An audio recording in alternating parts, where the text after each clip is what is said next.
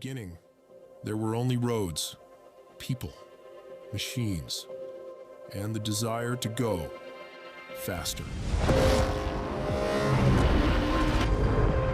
These roads, these people, these machines are still here to share this passion, to echo through time, and to live on in the hands of those who still believe. Nothing has changed, and whatever happens, we will always keep classic motorsport alive.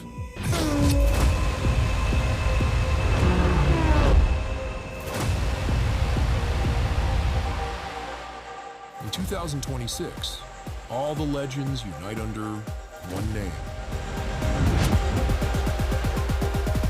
Time is a curve. We take it flat out.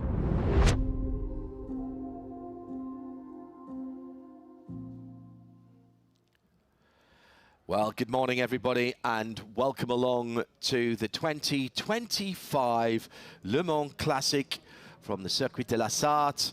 A beautiful day greeting us for our first races of the weekend, although, of course, we have had plenty of competition already in terms of the free practice and qualifying, which set the grids for today and tomorrow. I'm John Hindhaugh. Alongside me in our global broadcast centre is Bruce Jones and Bruce Jones and Andrew Mariott. I'll come back. We'll start that again. It'll be fine in the edit, I promise.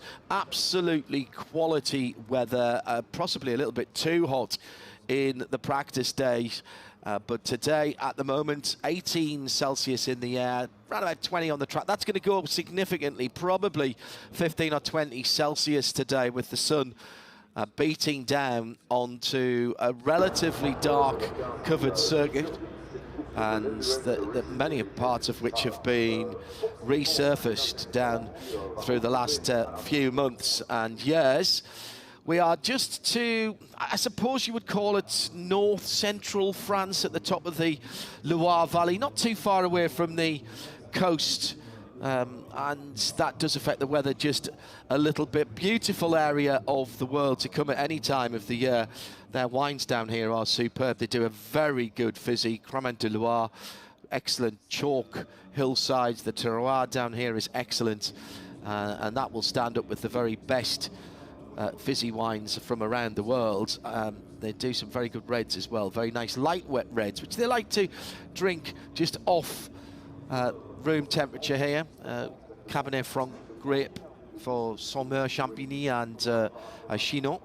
It is the full 8.5 miles, 13.626 metres, 13,000.626 metres, and that means that we have lap times for most of these cars around about or over 4 minutes. Out at the moment, there's a Porsche parade. We got passed by, I think, every single UK registered Porsche Spider that had ever been sold. In fact, they passed us at least 3 times on the way down in the mighty Mazda CX-80. Lots of people here enjoying the weekend, and they've made it almost a full week now, people arriving here on Wednesday evening. So thank you for spending some of your time with us. We're split up into 3 sessions over the next 2 days, up until lunchtime, then lunchtime into the early evening today, and then another session tomorrow. Andrew Mariott, you were here with me 2 years ago, and my goodness me, what a difference 2 years has made. It was a superb event 2 years ago, and it is even bigger and brighter and better, and there's more people here. Absolutely, definitely more people, John, and it's been really difficult working around the paddocks trying to get information and so on. Very busy indeed, and a tremendous run of cars here. What fantastic entries and some great stories. And we've got the first race coming up, and there's a guy who's been reunited with the car that he raced here 22 years ago, and now he's put it on the pole. Bruce, it's been a while since you've been at this event, but along with Andrew and me, you have been covering the Peter Auto series this year. So some cars that we've seen before, but a lot of gorgeous machinery and some very well-known drivers who are added for, obviously, what is the Blue Ribbon event of the year in terms of classic racing. Yeah, exactly so. But I think as you look around, also around the infield, you've got these amazing car club displays. That's actually just outside our TV compound. Tucked down the back, you're behind those Alpines, little Renault Caravelles and Renault 4CVs. It's just, you don't know where to look next. But Andrew's point about it being crowded, you know, you go down to a paddock and quad bikes whizzing here and there. It is an enormous event. You do have to plan your day. But your point about we do the regular Peter Auto Classic events, you can double the field. We normally have sort of 40 cars in a group. Yeah. Here we have 80 plus cars. And when it really strikes you when you see them in the collection area, they're side by side, 2 by 2, and you see the little lollipops, and the numbers get very big. They get up to row number 40, and it is it's a moving history lesson. And big news coming over the last few days about this event and indeed the Peter Auto Series. It's been every other year for quite a while now. We had a little bit of a fluctuation when we had one for the centenary year in 2023. Then it's come back to 2025, which we are now. However, from next year, Andrew, it's all changed. And the Le Mans Classic becomes an annual event, but not as it is now. No, because they're adding more categories. They're having some more recent racing cars, and there's a great display in the paddock of some of the cars that will be racing. We're talking about cars that are only 10 years old, and adding some other categories as well. And then they're going to split it now. Look at this, fantastic Renaults here. So that they're going to have, each year it'll be slightly different. So one year it'll be more what we've got this year, but losing some of the more recent categories. It'll be very interesting to see how it works out, John, because previously, of course, it alternated with the Monaco historic race. But now they've decided to do this, and it's so popular, but just cars everywhere on it. In fairness, the Monaco Historic, although the Monaco Grand Prix ran to sports car regulations, I think 1 year. Yeah, and they do have a race. And they do have a race, and we've covered that in the past. Yeah. It's a slightly different set of cars and some slightly different people as well. Added to that, Bruce, from 2026, the phenomenally successful Peter Auto Series that we're covering for the first time on Global TV this year. Next up, by the way, we're in Italy at Imola, and then to Paul Ricard and then Estoril for the end of the season. That effectively becomes the Le Mans Classic Series. Absolutely so. I mean, we've looked at the growth of sports car racing around the world the last 20 years, but particularly the last 5. You look at the World Endurance Championship, all the manufacturers wanted to pile in. GT3 now the secondary category, but GT3 is global. And the worst thing for a driver who realises he's getting close to 35 candles on his cake, can you imagine that every birthday?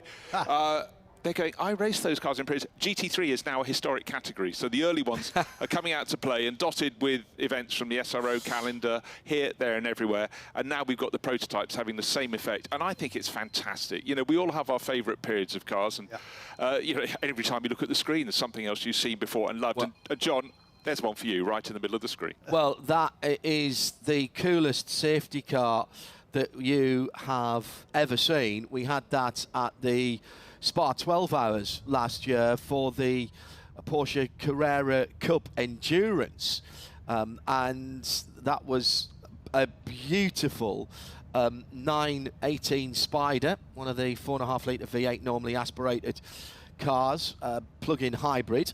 We'll be seeing more of that car and a couple of other Porsche hypercars that have really shaped where Porsche's top end have gone down through the eras. They're one of the presenting marks here this year, along with BMW. But here's the first look at the cars coming into the pit lane, and a couple of Lancia Martini cars coming out onto the lane. Yeah, down and near the support paddocks is a big parade of Martini cars. There's about 7 or 8 of them. Fantastic Lancias we see. So they're going to do a demo before we have the first of our 3 races this morning, which are support races, of course. They call them support races.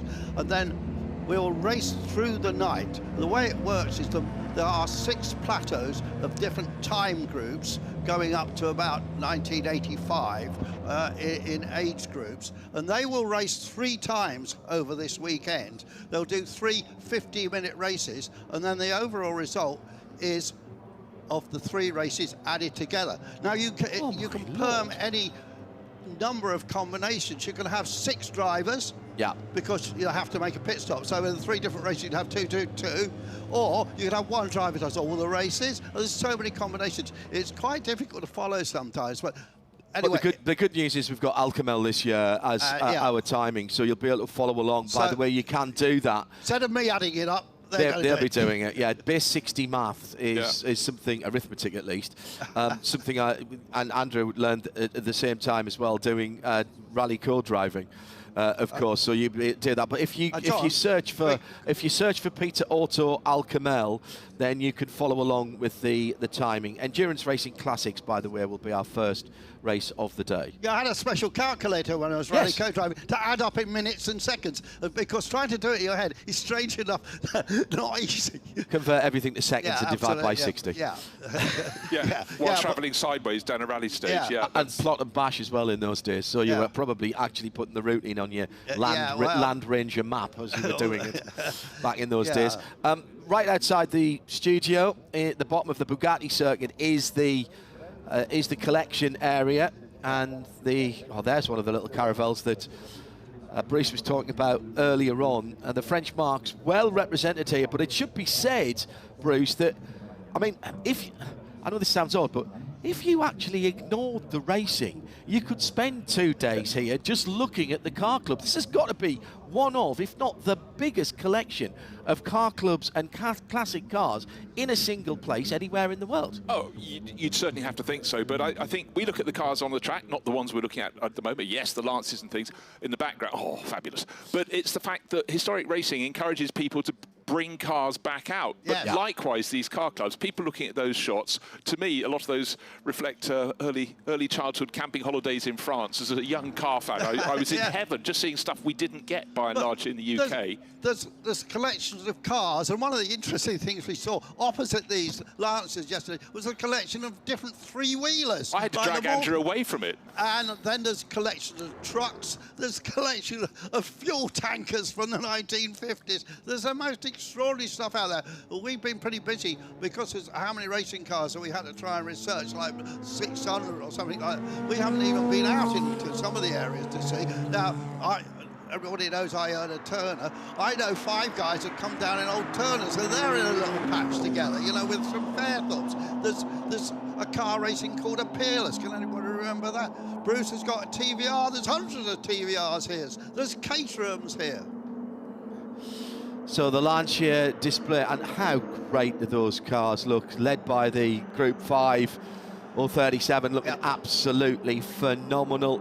Remember the Group 5 regulations, and we'll be talking about this because there's plenty of other Group 5 cars. Underneath those bulbous rear wings, you had to have the original bodywork of the car. That's particularly noticeable in some of the Porsches and BMWs we'll see later on.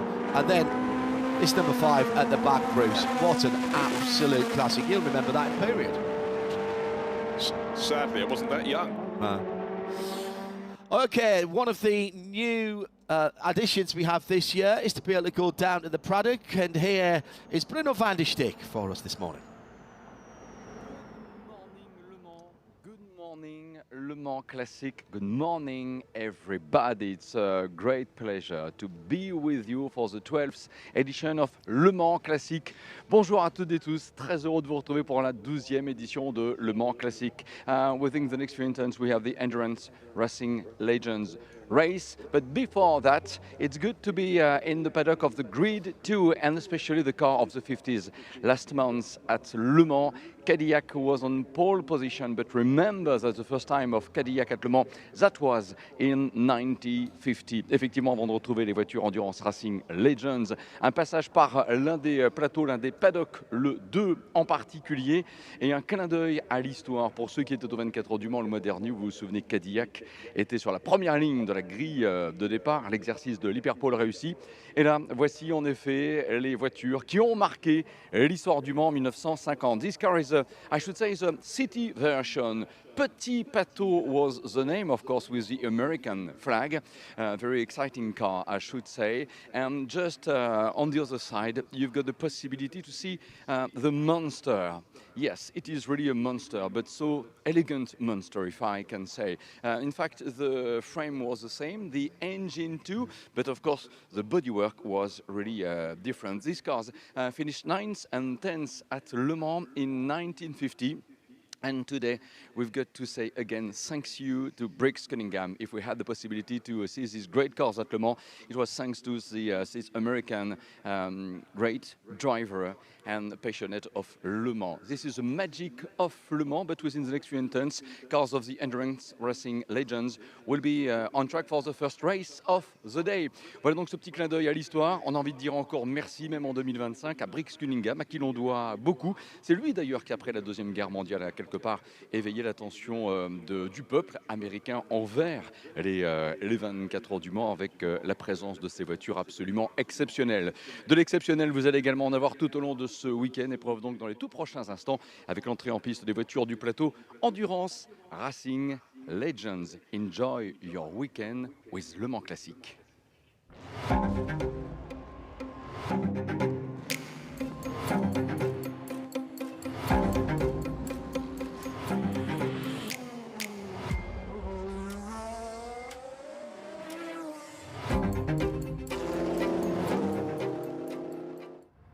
For many people here and watching further afield, the cars that we're about to kick off our Saturday with will be the cars that they first remember when they think of sports car racing. Right in the middle of my time here at Le Mans for the 24 hours of Le Mans. So we're talking cars in the late 1990s through to the mid-2000s. The Audis, the Pescarolos, the Dome, the Bentley, the Delaras, the Ferraris, the Lawlers. And we've got some very special LMP2 cars as well, including a car that never actually raced. We'll talk about the Lindsay LMP2, the 675, a little bit later on. But the grid was set in a combined pair of qualifying sessions yesterday in vastly differing conditions in terms of the heat of the surface. And the Dome S101, the 2002 car, Philippe Ortiz on pole position, that time set in the second session later on in the day. And there's a bit of a story to that car, Andrew. Yes, Ortiz is actually not Swiss, he's shown as Swiss, but he's a Bolivian gentleman, and he raced here in period 3 times. He was in the creation, remember, John, for a couple of years, and then he raced this very car, it must have been 22 years ago now, and they did actually finish with Tristan Gomendi, was one of the other drivers, and Beppe Gabbiani, who was a great Formula 2 racer. So they finished 8th overall. Now, I've never seen Ortiz since, and strangely enough, now there's another racing driver called Felipe Ortiz, who's from Brazil. Yeah. But this is the original guy from Bolivia. And he, of course, surprisingly out-qualified the Pescarolo of Emmanuel Collard, who, of course, raced for Pescarolo for 7 years, 25 Le Mans, and most recently in 2022. And he won this race last year. And then we've also got in this a bit further down, qualifying in 7th place, in 7th place, I think, Sean Lynn, who won this race in 22 and 21. Also here, Pierre Fillon, the president of the ACO. He's done a bit of racing in his time. I've seen him in not just the classic stuff, but also contemporary LMP3 cars. He's got a very lovely Audi R8 from 2002 here, Bruce. Yeah, it's great when you know the bloodline of the people running the sport actually involves getting into a cockpit of a car, which I think is always massively important. But also, if the president is a man who looks at the history of the sport, we're all in a good place. And the people, the hundreds of thousands of people who come here for the 24 hours, they see this and it just attracts them in. But also, I love the fact we got people back in their original cars. You talked to Felipe Ortiz, Mike Newton, of course, so many years racing. He's the top P2 qualifier in 11th overall with his original MG. And I mentioned the Lindsay. It's in the LMP2B class. As the cars are out on their formation lap, we haven't started yet, so just revel in the sound behind our voices here. There's a great story. Well, not a great story, No. because it was built and got ready to race and then didn't, Andrew. Yes, and on the internet, the owner of the car, who Bruce is very friendly with, posted his letter from the ACO saying the entry had been turned down. And that, of course, is a great racing family. And they've brought this car out, designed by Lester Ray of Harrier fame originally. Bruce knows plenty more about this. Yeah, it's fantastic. It's 23 years late, a bit like my physics homework. Apologies to the prof. But Valentine Lindsay, one of the 3 racing sons of Patrick Lindsay, who, of course, was the reserve driver for the Hesketh Formula 1 team in 1975, when he was a little past the sort of 20 to 30 age bracket. But they have an interesting, diverse collection of cars. But I mean, cut the Lindsays in half and it says racing driver. And I think this is a wonderful story. We don't expect it to be in the front, but the fact it's here is brilliant. And the fact, I'm sure from now on it will keep on coming out. The prototypes at the front of the grid would grace any prototype race, but in the middle and further back are just a wonderful selection of GT cars, some of which, like Maserati. the MC12 Maserati, were never ACO approved, of course. No. It raced in the American series. I remember it at Lime Rock Park, going off into the stream, actually, on a very wet day. That was an SRO car, and it was kept out of racing, Bruce, by the ACO, because they thought it would be a class killer.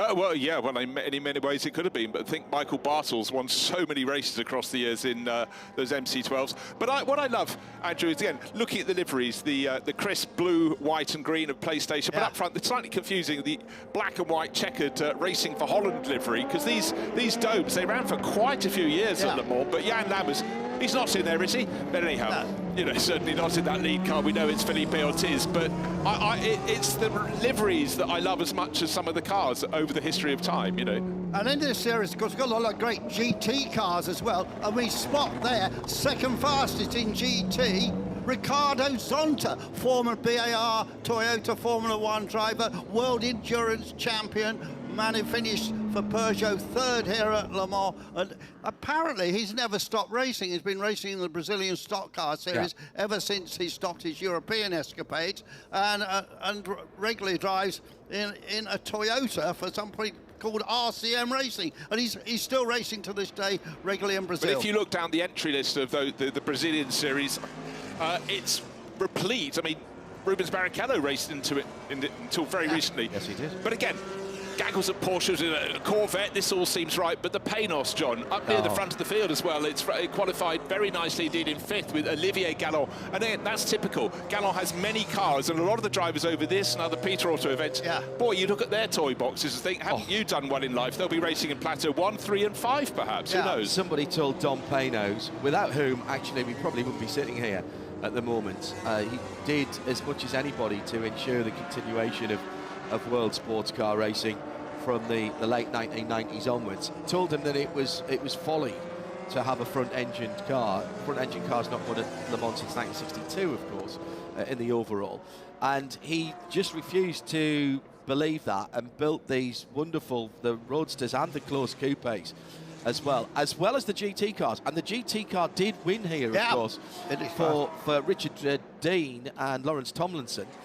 In that car, in a very odd year actually, where there were no Porsches on that GT podium that year, which is almost unheard of since they came here in the 1950s. They've always been here and on a podium. One slightly sad story, a non-starter. We will have a very well-known British driver, John Minshaw, hoping to make his debut in a Courage C65. John Minshaw has run 3 times runner-up in British GT Championship, boss of Demon Tweaks, never had so much downforce, but sadly the car caught fire at the end of the session and too much damage for it to run, I was told yesterday, unless the boys did some marvellous work overnight. But I don't think that car is starting. If you want to get in touch with us, it's at RSL_studio. The hashtag is LMC2025 for Le Mans Classic 2025. Let me just reiterate what we said. If you are just joining us, good morning and welcome to the first of 3 sessions of racing we have for you over the weekend. They are all rolling starts. There'll be some slightly different starts later on, which we'll come to later on. This is Endurance Racing Legends, the first of their races this weekend. One of the staples of the Peter Auto Championship and Series that we cover for you from this year with the World Feed. And a 45-minute pit stop race, and pretty much every, well, in fact, every event that we have, every race we have, every grid plateau that we have is 3/4 of an hour, 45 minutes, and they go through the night tonight into the daytime tomorrow. I think it's, as you watch, you'll see we've got all the prototypes up the front, but we've got the GT class cars as well from 1997, one of the earliest cars in the race. The Hazemans family, the Lotus Elise GT1, qualified really, really well by Mike Hazemans. There it is, bang in the middle of your screen. I remember those being launched, and that just dates us. But also, you all have favourites, and that multicoloured Marcos Mantara just running a little bit further back. Corroy's in that car. Of course it's Core. He'll be racing it until about the next 40 years. Also the Ford GT there from 2010, the Philippe Skimama car, the number 40 car, that was the husband and wife run car, wasn't it? They got the podium with that. And that effectively wasn't a Ford sanctioned, a fully Ford sanctioned. Right, the ability to be able to talk to people down in the pit lane is something we've added to our coverage this year. And we'll be heading there just before the start as the Aston and that Ford comes through. Almost sort of VDS colours on that Ford with the dark purple. Everybody's still getting trackside this morning. If you are, oh, somebody's got a go-kart pushing a car. Which plateau is that one in? I've not noticed that. So it's Andrew Mariott Bruce Jones and John Hindhaugh. Let's head back to Bruno Vandestick for some more atmosphere from the 2025 Le Mans Classic. Good to see Richard Litz back at Le Mans. Last month he was here, of course, for this Le Mans race. Now for Le Mans Classic. First of all, Richard, congratulations to you for the victory of last month. How is it for you to know that you've been for the 6th time a GT winner at Le Mans? Thank you very much. I'm very happy to be back. We had really a good race 1 month ago, and it was unexpected, but we had a very good team, very good teammates, and at the end the luck was on our side. Now back for Le Mans Classic. Is it the first time you come to Le Mans Classic? What do you think of the event? It's fantastic. It's the first time. I really enjoy it. I drive the car I drove in 2008, so not long time ago. And it's already a classic, so it shows that if you drive Le Mans for 19 years, you can drive the real 24-hour race, the modern one, plus the classic in 1 year. Thank you very much. Congratulations again and enjoy, Richard Litz. He will be getting into the 997 GT3R of Johannes Jusik, who is starting that. And being told by race control, we're going for an extra formation lap, but the 45 minutes has started. So this is very Bathurst 12 hours. We're still behind the safety car, but the clock is counting down at the moment.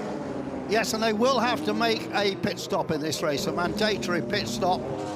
And I think it's 3 minutes, but we need to check that out. But could have a massive battle going on between the two domes and the Pescarolos, I think, at the front. Opportunity for the photographers to take that famous shot of some very interesting cars going past the Le Mans sign. Latterly in the Le Mans 24 hours, that has been replaced by an advertising board. So it's now the opportunity to get some pictures of cars going past that, perhaps that will confuse people in the future.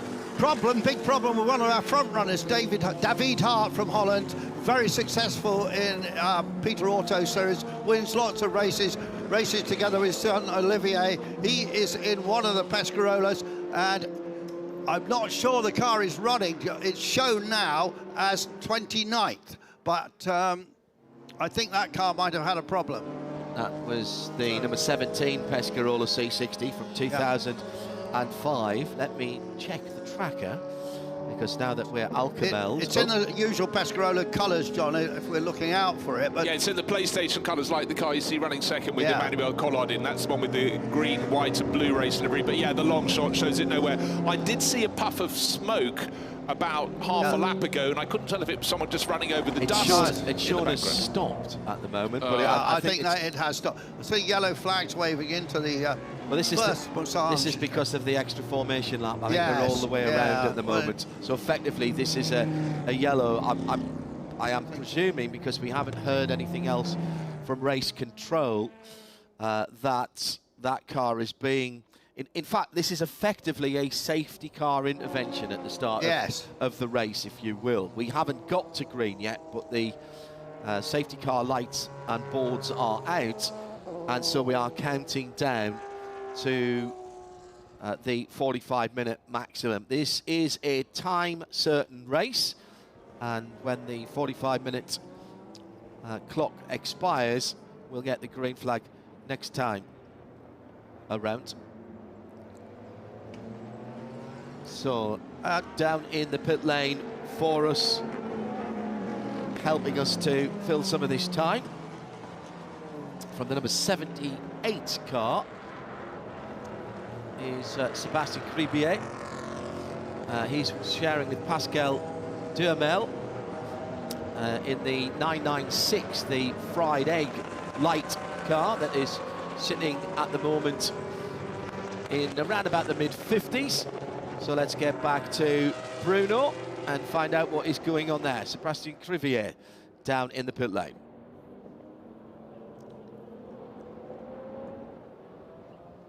This is a warm-up lap for the endurance racing legend, so I've got time to ask a few questions to Sébastien Cribier, but I think I'm going to do it in French. Allez, on a encore un petit peu de temps, Sébastien. C'est effectivement le tour de formation, le tour de chauffe pour les voitures endurance racing legends. On a le plaisir de vous retrouver, évidemment, au volant d'une Porsche. Évidemment, comme d'habitude. Pourquoi cet attachement à la marque?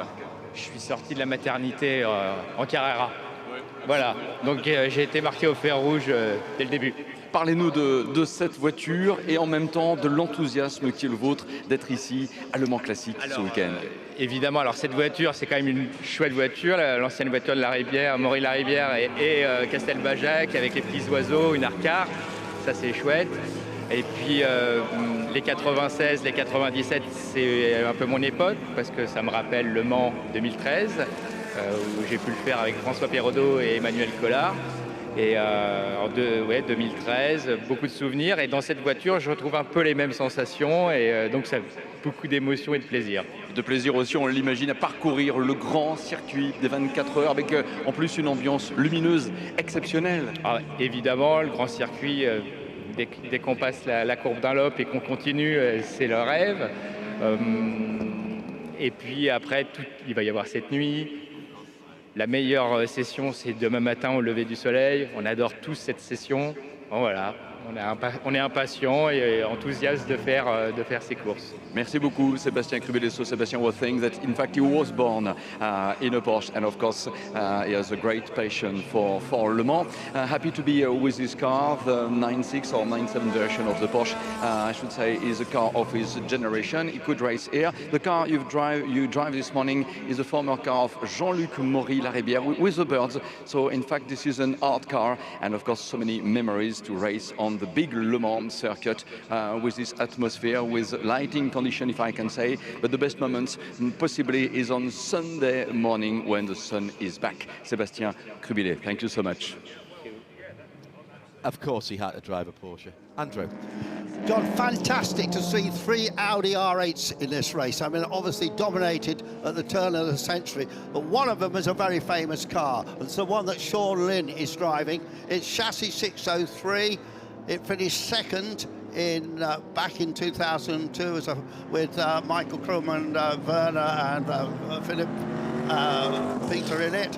And that car subsequently is the car that ran out of fuel with Frank Bieler. Yeah. It did this race 4 times, actually, this particular chassis. So that was the Sam Lee. Sam Lee, yeah, one absolutely. of the Audi UK cars. Yeah. Should we just explain why it didn't get fuel on board? Because it couldn't get into the pit lane because Yeah. there was a panels there when Frank Bieler was trying to pull into the pit lane. Yes, And and had it to do an blocked off extra the pit lane Yeah. entry to him, and it was one of those moments you looked at and just thought, Oh, no. oh, no. And it was super early in the race. And yeah, these things, sometimes you forget the big things, but the little things that shock you, they stick in your mind forever. Yeah, and stuck at Frank Bieler was just devastating. And subject of a really good UK television documentary, actually. Yeah, Good. yeah. Audi UK paid for it, and Yeah. he got it just beyond Arnage on the way back. Now into the pit lane for That's the Felipe poor Ortiz. sitting Ortiz-driven machine. This is the Racing for Holland, one of 2 black and white cars with the signatures, with the sponsors and the signatures on. We are going green, and that car's in the pits. Maybe didn't like following the BMW safety car, and straight through into the lead then Emmanuel Collard, who might have been a tad irked by the fact he wasn't on pole position, but he's got clear track now as he heads into Dunlop for the first time, and the 2025 Le Mans Classic is underway. Certainly is, and the other dome, of course, is chasing him hard. That's Ivan Vercoutre, and Vercoutre is a big financier from Luxembourg, and he goes really well. We see him regularly, John, in the series. And it's not just looking at these cars, Bruce, it's the sound of these cars. We were mentioning it yesterday when we were outside looking at them and listening to the qualifying. Sound is such a visceral and important part of motor racing. The first 2 cars absolutely herring clear at the moment. We've got a spinner in this, the 333 SP. Oh, that's one of the beautiful cars in the field, and that is very, very disappointing. Well, he's a driver with a lot of experience, so unfortunate bodywork has been shed. Now, was that cause or effect? It's the 1997 333 SP. That was very early on in the lap, going down into what is effectively the start of the long circuit, and the old S's down there. Yellow flags are out at zone 5. We are using the slow zone protocols here as we would. Oh, no, it was further on in the lap. Excuse me. That's the second, after the second chicane. So that certainly didn't look where that car had gone in, so that might have been a separate incident. They're just coming into that now, so that can't have been for that incident. Zonta's lost nothing, has he? He's leading, well, it's not leading GT section, but he's second to Mike Hesselmans in that highly developed Lotus Elise. Yeah, that's very much earlier in the lap. That's Marshall Post 5, and as we mentioned, how frustrating. Yeah, he's rather intimating it wasn't of his own making. Yeah. The bodywork off the back of that Ferrari 333 SP, just as he goes down towards the Forest S's large gravel trap. But I just want to point out, I just thought Ivan Vercoutre doing a fantastic job in second place to keep up with Manu Collard, who's lost none of his speed over the decades. Yeah, this is where the incident is, just coming down into the Forest S's, where you slot right. I was going to say recently reprofiled, but it's about a decade ago now that it was done for the motorcycles onto the Bugatti circuit or the permanent circuit here. And that's where the 333, just a slightly, you can see the witness marks on the left-hand side of the screen, and there it is, forlornly parked as the rest of the field comes through. And we've also got this slow zone, which they put in ahead of the leaders, I presume, to give themselves a little time to assess what was going on. To clear up. At that's slow zone 2 down through the S's. And I think what you see with the field being spread over almost half a lap is just the sheer pace of the prototypes at the front of the field. And if you're not familiar with the slow zone technologies, the slow zone split the track up into various areas, and they start in a braking area, so it will be coming into a corner, and they end, slow zone 2 ending there just as you come out, slow zone 5 there, just as you come out of a corner. So they are natural braking and accelerating areas. You're not expecting somebody to throw the anchors on and get down to slow zone speed in the middle of the middle of the Mulsanne straight, or the run down from Mulsanne to Indianapolis. John, first 9 positions, 9 different makes of car, isn't that fantastic? So Collard leading in the Pescarolo from Vicoutre in the Dome, the Audi of Nicholas Halusa, then the Pados. The second Audi there is Sean Lynn now, who's moving up, just took a place. Maxwell Lynn, Max Chilton is in there, former IndyCar racer, of course. I did 5 or 6. Sports car driver as well. Sports car driver, raced as Zytek, I think. With his brother. Yes, with Tom won a couple of races in 2005, I think Spa and Laguna Seca, but what we're seeing now is Collard, right, he's understood how to get the heat in his tyres, as you expect, he's off. Now let's find out what happened with the Dome in the pit lane. Here's Bruno. Yes, in the pit lane with the number 14 Dome de car, which was on pole position, Nico Verdonck. Unfortunately, you had to stop. Why? Brake problem. The pedal went straight, and yeah. Obviously, when you're driving a race car, you need the brake. And yeah, on the middle of the formation lap, suddenly I had a soft pedal, so I was tapping a bit, but it didn't become strong. So yeah, it was unsafe. That's why I boxed this lap, because it didn't make sense. Do you believe it is finished, or can you repair? Do you believe it is finished for you this morning? I'm afraid yes. I hope not, but when you have a soft pedal, you can't fix it like this. So we'll see. We're working on it, but obviously the race is over in terms of results. Une version en français, problème de frein malheureusement, Nico. Oui, effectivement, au milieu du tour de formation, ma pédale devenait en une fois molle. J'ai dit ok, ça peut arriver. Et même néanmoins taper quelques fois, à un moment donné, la pédale elle est jusqu'au bout. Alors une voiture de course a besoin d'un pédale de frein qui marche, et c'est pour ça que je suis rentré tout de suite, parce que ça sert à rien. Question de sécurité pour tout le monde, et voilà. Sincèrement désolé, mais bravo quand même pour les performances déjà en qualification avec la Dome numéro 14 avec Felipe Ortiz et Nico Verdonck. Yeah, you can be absolutely certain that they'll be trying to make that back. We have had a carambolage at the Daytona chicane involving at least 3 and possibly 4 cars, one of which is the Krone Aviation Ferrari. The 55 is in there, and also the Warsteiner Porsche, the number 101. There's the 55 Porsche that I mentioned, but there was also an Aston Martin not too far away from there as well, which may have been part of that, and there was certainly some damage on the left-hand side of the Krone Aviation Ferrari. Well, yeah, definitely so, but I think it goes to prove historic racing can be a very accurate reenactor of what went on before. Period and modern. What we should explain is that Nico Verdonck, the experienced Dutch driver, was obviously sharing with Ortiz. Our timing screen showed Ortiz as starting, but in fact, obviously it was Verdonck. Now, we have neutralised about a third of the track here, from the Forest S's all the way to Mulsanne Corner, which is where the leaders are now. So they are out of the slow zone. Green lights panels are on, and we have the Pescarolo in the hands of Emmanuel Collard leading from the Dome in second place. This is the fastest part of the circuit, even for these cars, through the multiple right-handers, through the trees, stay off the curbs here, and it looks to me as if the Pescarolo's just got the legs on that Dome Judd in second place. And I don't think Vicoutre is in the car at the moment, because he usually drives with Ralph Callinas.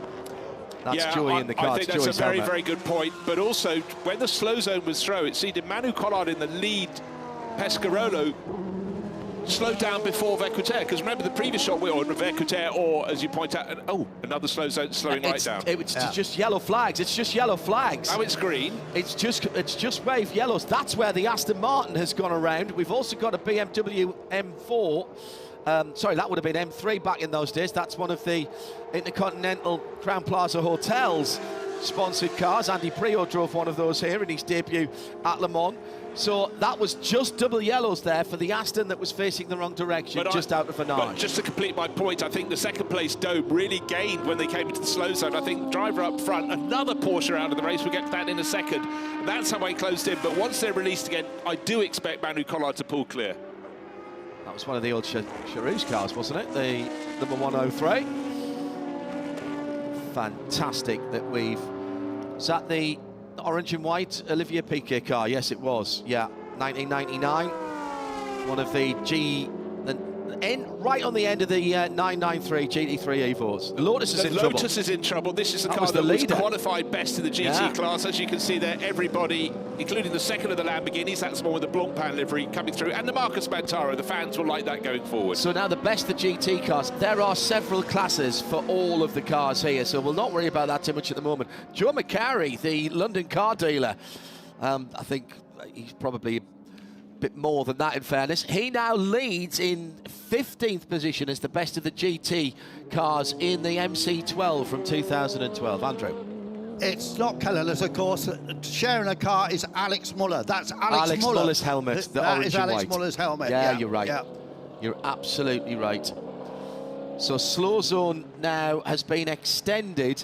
So basically all the way to the Porsche curves from the Forest S's now. And this is for cars at the side of the racetrack. Well, that's Nico Bedonk still explaining what went on there. And again, you can look at all those individual sponsors on that car. Hundreds of them they were, each in their own little square. There's a great see his head. See, he was pressing the brake pedal. He was trying to put there. But now this is too early, I think, to be the pit lane open. Jamie Constable, this is a driver I expected to see going forward. He qualified outside the top 10. Yeah, 25 minutes is the pit lane opening.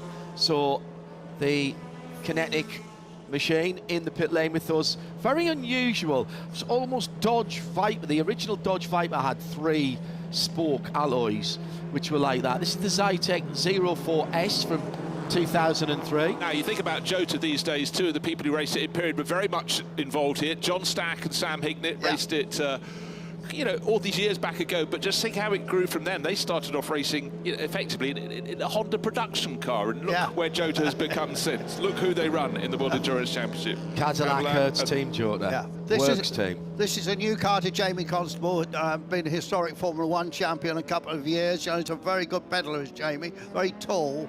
But obviously a problem with that car new to him. So Alex Muller there, just having a look. Oh, now look, recognise those eyes? They belong to 2 generations of one family. Yeah. Of course, this is Nico Prost. Nico, but I remember when he started racing, it was a helmet shot. I thought, what's Alain doing there? It is absolutely uncanny. And he is going to get into a Dodge Viper that his father raced. His last 2 races were in the Dodge Viper with his son. And I think they even might have won in a French GT championship. Yeah, I mean, certainly Alain dropped in, and that was quite a while back now. But it's to celebrate his 50th birthday. Absolutely, he did 2 races. So, stopped out there, Olivier Piquet in the number 103 Porsche GT2. The BMW M3 E92 we spot, that was Yannick Treitvine in the 250. The Aston Martin that was stopped was the DBR9 from 2006. That's Eric Maris, the number 100 car. Porsche 997, Mathieu Holben, the number 55. That was the multicoloured car. The 101 was in there, Theodore Maris. That's another 996. The 430, the Krone Aviation number 57. That's a 2010 car. That would be Charles Gardiner Jr. The 333 we mentioned, Michael Lecourt, the one that kicked it all off really in terms of spinning out. That was the bright yellow SP, the 333 Ferrari SP from 1997. And those cars are all stopped in the pit lane. Remy Terrail in the number 59 Porsche 993 GT2 Evo, beautiful cars, the 993s. And the Dome S101 we know is in the pit lane. Philippe Ortiz to get in that car, we believe.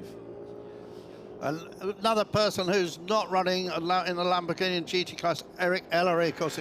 Huge history here at Le Mans. And they didn't take the start. Yeah, Steve Brooks didn't take the start in the Celine S7R, which I'm disappointed about. I don't think Lindsay started, actually.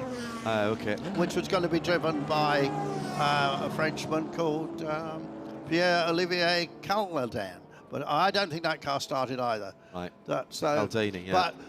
But bit of a plug for Mike Newton. Oh, there's the 83 Fillon. That particular car is the car that Andy Wallace won a lot of races in historic racing. This was a car that was built up out of parts, so it wasn't an original race car. This is one of the Brad Kettler cars, built this car up. It then won a lot of historic classic races, or vintage races as they call them in America. So taking the mandatory pit stop, which has to be taken between 25 and 35 into the race. And the man behind this and the Audi domination is an advisor for the ACO now. He's in the pit lane, Dr. Wolfgang Ulrich. Yes, just behind you can see the 83 Audi R8 with the ACO president Pierre Fillon. And now I've got the pleasure to be with the so famous Dr. Wolfgang Ulrich. Good morning, sir. Welcome back at Le Mans. I suppose and I imagine that there is a lot of emotions for you to see an R8 Audi on track with Pierre Fillon. Yeah, that's really great emotions. It's great for me to see this car running, and especially in the hands of Pierre. Something very special. So this was the reason why, when I heard that he's going to race this car, I said I have to be here, and it's really nice to be here. And of course, for you, so many good memories with the R8, R10, R15, R18, thinking of the victories of Tom Christensen, Emmanuel Pirot, who is here this weekend. It was really a fantastic period for you. Yeah, it was a very fantastic period. We had so many years here in Le Mans, being very competitive with the team of Renault Just, and all the cars that are racing in this platform against Pierre are cars that we have been racing when we've been really for the 24 hours of Le Mans. So it's really full of emotions and good memories. Un petit mot en français avec vous, Dr. Ulrich. C'est le plateau Endurance Racing Legend. Vous êtes une légende vous-même. Beaucoup d'émotions à voir Pierre Fillon avec une Audi R8. Ah, ça sont des grandes émotions quand Pierre roule cette voiture. Et pour moi, en parallèle, plus parce qu'il y a plusieurs voitures de la période quand j'étais responsable pour ces voitures. Et de les voir après, disons, une vingtaine d'années, c'est quelque chose de très, très spécial. Et je suis vraiment bien ému. Hein. Merci beaucoup, le Dr Ulrich, les victoires d'Audi au 24 heures du Mans avec vous et bien sûr le team de Renault Just. Certainly part of the renaissance of global endurance racing with the American Le Mans Series, and of course here at Le Mans they signed up pretty early to the American Le Mans Series, and Dr. Dom Panos. Here is the dome in from, in fact the top 8 now are all in the pit lanes. Muller just got out of the car with Couturier rating to get in it. Collard staying in the Pescarola there.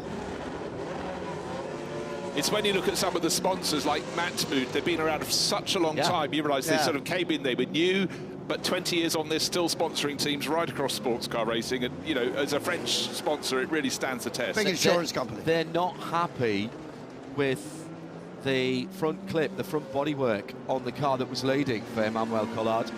Matmut, big insurance company, as Andrew says, and Le Mans, of course, the centre of the French insurance industry here at the top of the Loire Valley, and also used to be a couple of manufacturing plants here for Renault. They made gearboxes and floors, basically, for cars. One thing that really surprises me is Manu Collard sitting just wearing a black helmet. We can take the lid off the conversation about helmet liveries, but his was a classic French one, red, white and blue, broad band. Don't know why he's abandoned it. Maybe he left it at home, had to buy a new helmet here in the paddock. But yeah, maybe it's a new one. That's maybe carbon colour there. Pushing the car back. Found out it was out of date when he got here. Yes, exactly. That has happened in the past.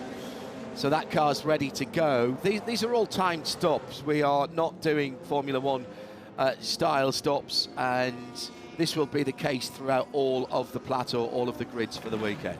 I started a stopwatch when he came in, actually, and we're just coming up to 2 minutes. So I think maybe it is a 2-minute stop. So let's see. Jamie Constable did a 1:35 pit stop. Philippe Collinson, who's now in the Lola B98 10, he did a 2:35. Did Constable not come in just before the pit stop window? There was one of the cars we saw about a minute and a half early. So he could take a shorter one, but he'd have to do a proper one. He looked like he was... They didn't look like they were working on the car, though, in that number 99 Zytek. That is the overall leader right now. Look at how low he's sitting in that car and how high the wheel arches are. That is, of course, a car that the basic design went on to have a very long history, Bruce. Absolutely. Well, it sort of started as a Reynard, didn't it, that car? Well, let's face it, you can look across the history, particularly of Le Mans, cars that start as one thing and suddenly are quite another. Viz, the 2003 Bentley Le Mans winner. It wasn't a Bentley at the outset, but it was thereafter, and then years later, of course, we had, and in the 90s, Porsches that weren't really Porsches, they were TWRs and so on and so forth. But oh, he's really trying. Let's push. Well, you know what we want now is some green flag racing to see the real pace of these cars. Just behind there, one of the MK Porsches, the EMI-sponsored machines. Steve O'Rourke liked to party. He's talking to David Clark about that from Jota. He was here with Steve O'Rourke when he ran the McLaren, and there was a very big party after that. And we'll maybe have time to tell that story later on. Let's go back to the pits. Here's Bruno. Well, we are going to have a quite noisy testimony with you, Alex Müller. We've got two cars on each side. You were second before your stop. How has been the start for you? Yes, I was second. The car was good. The start was so-so. It was for everybody a new experience because we had a yellow start procedure for safety issues. But actually, I had a good. Sorry, I had a quite good stint and fight with Emmanuel Collard. It was fun. So we just came in within 1 second gap together, and now we'll see what my co-driver will do out of it. Your car is a former Jan Lammers, Andy Wallace. How is it to drive a Dome? It's great, it's great. The Dome is such a great car. I mean, we're doing the whole Peter Auto series, you know, with this car, and it's such a nice car to drive. And I'm happy I got the opportunity to drive the Dome, which is well prepared from Scott Sports. So all in all, it's very nice to be here. Okay, congratulations to you. Alex Müller driving the number 15 Dome, I should say the Fortunate Dome this morning. I reckon if Jamie Constable's car then was outside of the mandatory pit stop, I reckon Philippe Collinson in the Lola B9810, the number 26 car, is actually the lead car in terms of the prototypes. We've got a couple of GT cars which haven't yet stopped, including the Chrysler Viper, which Nico Prost will get into. He's listed beside the car at the moment, but we absolutely know, because we've seen him, that he's standing in the pit lane. And we've had a problem for the proper number as well on the CompuWare Corvette. Is that Greensall? Yes, that is. Yeah, it's the blue and yellow helmet sharing with John Emberson, but it looks like it's had a little bit of contact, but maybe that could have been in practice taped up. But that was the GT2 car, of course. Yes, it was. Yeah. Yeah, in Velocity yellow. Here comes the Viper into the pit lane. So Nico Prost will have his thumb out for this one when it comes up the lane. Splendid in red, white and blue. I was fortunate enough to drive one of the Orica Vipers at Paul Ricard a few years ago after it had won Le Mans, and that was an experience. Car being brought in by Florent Muller, who is a big second-hand race car dealer company in Luxembourg, actually, for a company called Art and Revs. Problem for one of the Risi Competizione 360s a moment or two ago, just a bit too much curb on the second of chicane, but that was a really nice catch by the driver there. That's the Janos Santa driven 360 Modena from 2002. Now, big car, the Viper, but the interesting thing was both drivers the same size, not always a guaranteed element. So as Nico Prost got in, Florent Mulat, very much the same height, so no adjustments required, just slot new driver in. But for a lot of the others, you might have, you know, a 20, 30 centimetre difference in height, which obviously makes the cockpit more or less comfortable. I wonder if we can have a look inside here and see. I think that car will still have a gear stick. The original Orica cars had a H-pattern gear box, and the gearbox came out of a Dodge Ram truck because it was the only thing that could handle the torque of that mighty V10 engine. And when I tell you that for the first, I think 3 or 4 laps round Paul Ricard, that I drove the Orica, and we could have got an Audi pulled up. That's Fion, is that Fion? No, he's in the yellow one. No. Looks like Eric van der Poel's helmet. I couldn't. We're going to go to Mike Hazeman in just a second. I was changing from second to fifth, and it didn't really matter because it had so much torque. But when I actually hit third, it really took off down the back straight, through going the Black Swan-driven car. I think it's Sean Lynn getting out. That is Sean Lynn, yeah. All right, pit lane. We plenty of slow zones around the circuit. Let's have a word with Mike Hazemans. Well, dear friends, I'm afraid, but I think it's game over for the so elegant Lotus with you, Mike Hazemans. Unfortunately, what happened? Oh, nothing. Yeah, there was since yesterday. There is like a low fuel pressure, and we changed all the fuel pumps, but still it has the same. It does 2 laps, and then it says low fuel pressure, low fuel pressure. I don't know what. So we're gonna change again everything, but the car is really nice to drive, and it goes fast, and it was like 320 on the straight. Really nice, really fast, but I don't know. We have to try to solve it. It was our pleasure to see you back at Le Mans also, Mike. Of course, you've got many memories at the 24 hours of Spa, but also at Le Mans. Yes, Le Mans, I never had a really good car. Spa, yes, I won it 2 times. But yeah, I love the circuit, Le Mans. It's really, really nice, really fast. I really love the circuit, but I wish I could drive more. We wish to thank you very much, Mike Hazemans, with the 43 Lotus. And also so nice to see his father, Twan Hazemans, who was a great racer in the 60s, mainly in A-class. Remember, Hazemans and Goodemans, Dutch drivers in that team.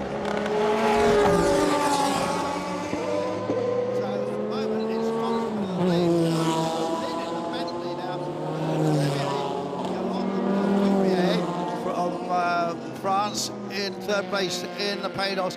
Collard now is shown in 4th, has just done fastest sector 2. Well, this is a classic GT battle, Maserati against the Lamborghini, and just in front is the Lola you were just talking about there Andrew. Yeah. If you're just joining us, this is our first of many races this weekend. We have 3 live segments for you up until lunchtime today, then this afternoon into it'll be the twilight, maybe the gloaming, but not the dark, finishing just before 8 o'clock tonight, and then we're back again for the full session tomorrow. Andrew Mariott, Bruce Jones, John Hindhaugh in the booth, and big thanks to the responsible adult Eve Hewitt for helping with the logistics and putting all this together on a busy weekend for us here at Radio Show Limited, with the 12-hour race down at the Paul Ricard high-speed test track, and Kyle Tilley's team, Era Motorsport, racing down there today. Although Kyle has chosen to be here this time at Spa, he was at the Spa Classic. He was racing elsewhere, and he was meant to be in this race, but he didn't start. In the Porsche. I see the Porsche didn't start. So does that mean he is actually down at Ricard, and he'll only get here tomorrow? Because he's done that before at Spa. There is another of these races tomorrow, winding up the whole show, actually. But yeah, Carl Tilley, that was a Porsche that he found in a car park in Hong Kong, an underground car park. Been sitting there for 10 years. Always check the car park. The big question mark, of course, here is, did Jamie Constable come in before the start of the window? Because it is shown in the lead. I think he's done the fastest lap of the race, so Jamie, with all his single-seater experience, really making that Zytex fly. And Maxwell led, Sean's son. Sean stopped, but Maxwell, in the Bentley, which has won this race in the past, has developed into such a fine racing driver. He's having a lot of success now in all sorts of things, Cobras and GT40s and so on. And very much Maxwell behind this new GT3, what can we call them? You know, veteran GT3 category, which his father's company, of course, is now running because Sean has taken over the Legend series. Yeah, talk to somebody about that, and the costs of running contemporary GT3 cars have doubled, trebled, and sometimes by a factor of 10. So actually some of those dusty old GT3 cars are very cost effective. I will never say cheap when it comes to motor racing, but they are very cost effective to run in terms of the fun you can have in them. They are all paddle shift cars, they're all ABS cars, they're all traction control cars. So you can have a lot of fun in them for relatively reasonable investment. Good battle going on, Porsche versus Ferrari, not exactly contemporaries, the 996 and the 360. No, but the black Porsche really stood out for me because it has absolutely nothing. The only stickers on the car are the rondelles with the numbers. Yeah, David Sarni's car is sort of it's almost like a stealth car, but he does a lot of racing with the Peter Auto Classic Series. But yeah, being pushed very, very hard indeed at the moment. Philip Kadori, who's over from Hong Kong, but as they come to another slow zone, and Philip races in a lot of the categories here. Yeah, and they've got Jerome Politomolen right behind them as well in the Tim Pappas entered at 540 it is actually here, isn't it? 54 and 540 with the Black Swan numbers and colours is the sad side. Now this is something that we seldom saw in periods, an Audi being pushed behind the wall, other than that Frank Bieler one. And hello and good morning to Steve Tarrant, the English marshal. He says, I remember that, it ran out of fuel of Arnage, rolled to a halt at post 106. We rolled the car behind the wall. Bieler walked off and magically returned 5 minutes later with a jug of petrol he just happened to find in the forest. Oh, but of course, it was amazing. out at that stage. Maxwell Lynn is the fastest guy out there at the moment, and closing up on Constable. So let's head to the pit lane and have a word with Nigel Grainsall. He's with Bruno Vandestick. In the pit lane, Nigel Grainsall here, and the car is here. And unfortunately, the number 63 Corvette, which is an authentic car of Le Mans 2011, had to stop. Well, Nigel, unfortunately, the car is damaged. What happened? I don't quite understand. There was a BMW GT2 that was ahead of me coming into the Porsche curves. And he was going through at a very good pace, and I was kind of thinking, oh, maybe I'll catch him over the start line. But then suddenly on the left-hander coming out of the Porsche curves, in the middle of the corner, he suddenly hit the brakes and stopped. And I was on the brakes as hard as I could, trying to avoid him, but ran into the back of him. But I'm totally confused as to why you'd suddenly brake and stop in the middle of an apex of the Porsche curves. It's always a shame, of course. We've got to say congratulations to you, because thanks to you, we've got a car, as I said, which is really a car of Le Mans 2011. That's right, yeah. I mean, it's all thanks to John Emberson, who I drive for, bringing this car along and having it restored fully to the GT2 specification. And it's a wonderful car to have on track, and there's so many fans here that love it. So, yeah, I'm just gutted that we had a situation like that, and we can't finish the race. We love it, I confirm. Now time has come to repair this Corvette with Nigel Grainsall. Well, it does seem today, if you have a yellow car, you're in trouble. We had the 333 SP, we've had the Corvette, and now Peter Wolf's Lola has gone around. But is this also contact from behind? I'm afraid the answer, it was a near miss. He just simply got too close and rotated. Where's that, on the exit of Tête Rouge? Coming into Tête Rouge. He didn't hit the Armco, did he? No, he's done well not to hit it. Is that the old Chamberlain car, though? It's the 39 number. I think it is. The Bob Burridge ran as well. I think that's the one that stopped. I think that stopped just about there, didn't it, in the race? Amanda Stretton. It did. This is the car that Berry's raced here. Yeah. So Amanda Stretton stopped just about there and couldn't get the car fixed.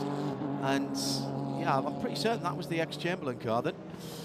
We were talking to one of our French colleagues, Jonathan, who's going to be doing the overnights for the PA, about why he is involved in motor racing. He lives about an hour south from here. Told us a smashing story from I think 2005 of him getting, as a young lad, getting a Chamberlain racing cap and standing above the pits as you could do in those days, and Hugh seeing him and sending somebody up to bring him down into the pit lane, and there we had the next generation, and that's so Hugh Chamberlain, much missed.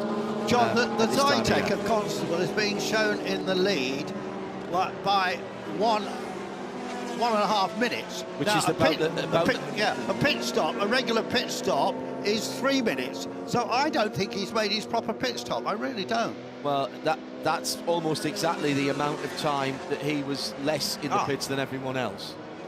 We're joined by no less than Ralph Calleners, wearing his Joss Racing t-shirt. That's magnificent, yeah.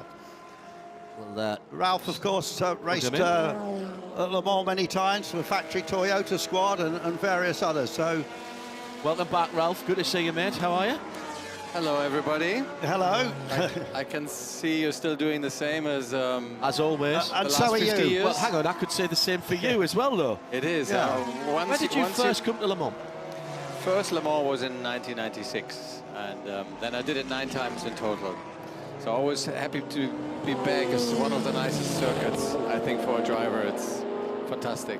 What is it about Le Mans then that makes it special and makes you want to come back even for events like this? I think one of the main reasons for me is that it's like all the corners connect very well to each other, and it's not like one of the modern circuits where you have a braking, you have a chicane because they want to just change the circuit. It's still a fast circuit like there were 20, 30, 40 years ago, and they haven't changed it. And it's the atmosphere is different because also, of course, when you go down into the woods and you drive down the long straights in between the trees, and you have the regular road, and it's bumpy left and right.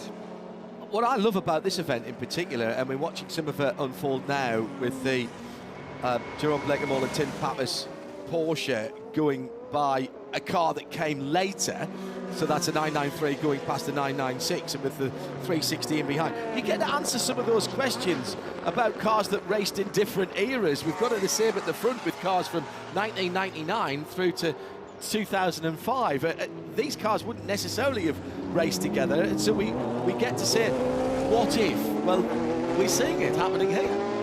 Yeah, it's great. I mean, it's usually in the big 24-hour race, you have less categories or less differences in speed. Of course, we see here a 993 GT2, which is from the middle and late 90s, and then you see cars that are 10 years younger. And there is a speed difference, but the racing here, when you go out there, it is, you're racing against yourself, you're racing for the team, but you do not fight a lot. Oh, what's going on there? Well, he's warming up the tires. Yeah, it's ended. The yellow zone, they just left. That's actually a car that I drove, the red one. It's got Lazzaro, Borcella, and Kellenas on it, and we raced it in the United States, and there's a good fight there. Whatever happened to Anthony Lazzaro? We had him in the States for quite a long time. Is he still racing as well? He's still very happily married, living the life that he wants to since ever, and now he's very happy. I saw him in Dubai. He was racing in Dubai a couple of years ago in the 24-hour race, and he's happy. You raced the factory Toyota here, which was virtually a Formula One car, wasn't it, that back then? I'd like to say that it was virtually a Formula One car, but I think there's still a big difference between the Toyota GT1 and Formula One. But it was for sure the best car that I ever raced. André Cotton, the designer of that car, did a brilliant job. Toyota put together a real good effort, and it was only about Le Mans, and the car was only built for Le Mans. We've had a dropout from second place, Max Lane, in the Bentley Speed 8 from 2003. The Bentley winning year is shown as stopped now, and now it's showing us moving again. I'll give you... Gallard's just been off. And back onto the track again. That's the Penos there. We are on the final lap. All of the pit stops are under investigation. So the blue Zytek of Jamie Constable leading the motor race at the moment, and therefore leading its class. The top 4 are all LMP1B. The Penos is leading its class in 5th position as well. And the first of the LMP2s is Mike Newton in the EXT64, the MG from 2005. But there has to be a question mark over how long that car was in the pit lane. Ralph Cullen is with us now. Yeah, just ask Ralph. You've been racing a De Tomaso. I think you've got a relationship with a De Tomaso company. No, there is no relationship with De Tomaso. There we have a replay of a spin, and luckily it seems like the car stays on track. That was the 996, some gravel. No, actually, it's only an effort by a privateer who says, like, I want to race and in something that not everybody races, and everybody's racing usually in a Porsche in that category that we're in. So he said, let's pick up this De Tomaso. It never probably got the value that it's supposed to have, and so he put down the money. We went testing, and we got it better by day, and we've been racing it now already since 8 years. Yeah. And you've also been racing with Ivan, haven't you? Yeah, Ivan Becote, who's also racing here in the Dome. He's here with Alex Müller together. He's always racing in the ERL with Alex in the Dome. And we're sharing the cockpits in the Group C cars. We have 962s. Just a quick thought before we see Jamie come to the line. this event becomes annual from next year. We're splitting up the different categories, but we will be able to come and talk to you every year now. Will you be back for both sides of it? Yeah, we're looking forward to that. Group C is quite an expensive race car to run. Yeah. And the Le Mans race was always kind of like pulling all the cars out of the garages, and people wanted to go out and race a race before or 2 races before to prepare for Le Mans. And then when a year came where there was no Le Mans, people stayed put at home. So now hopefully this is going to give it a boost.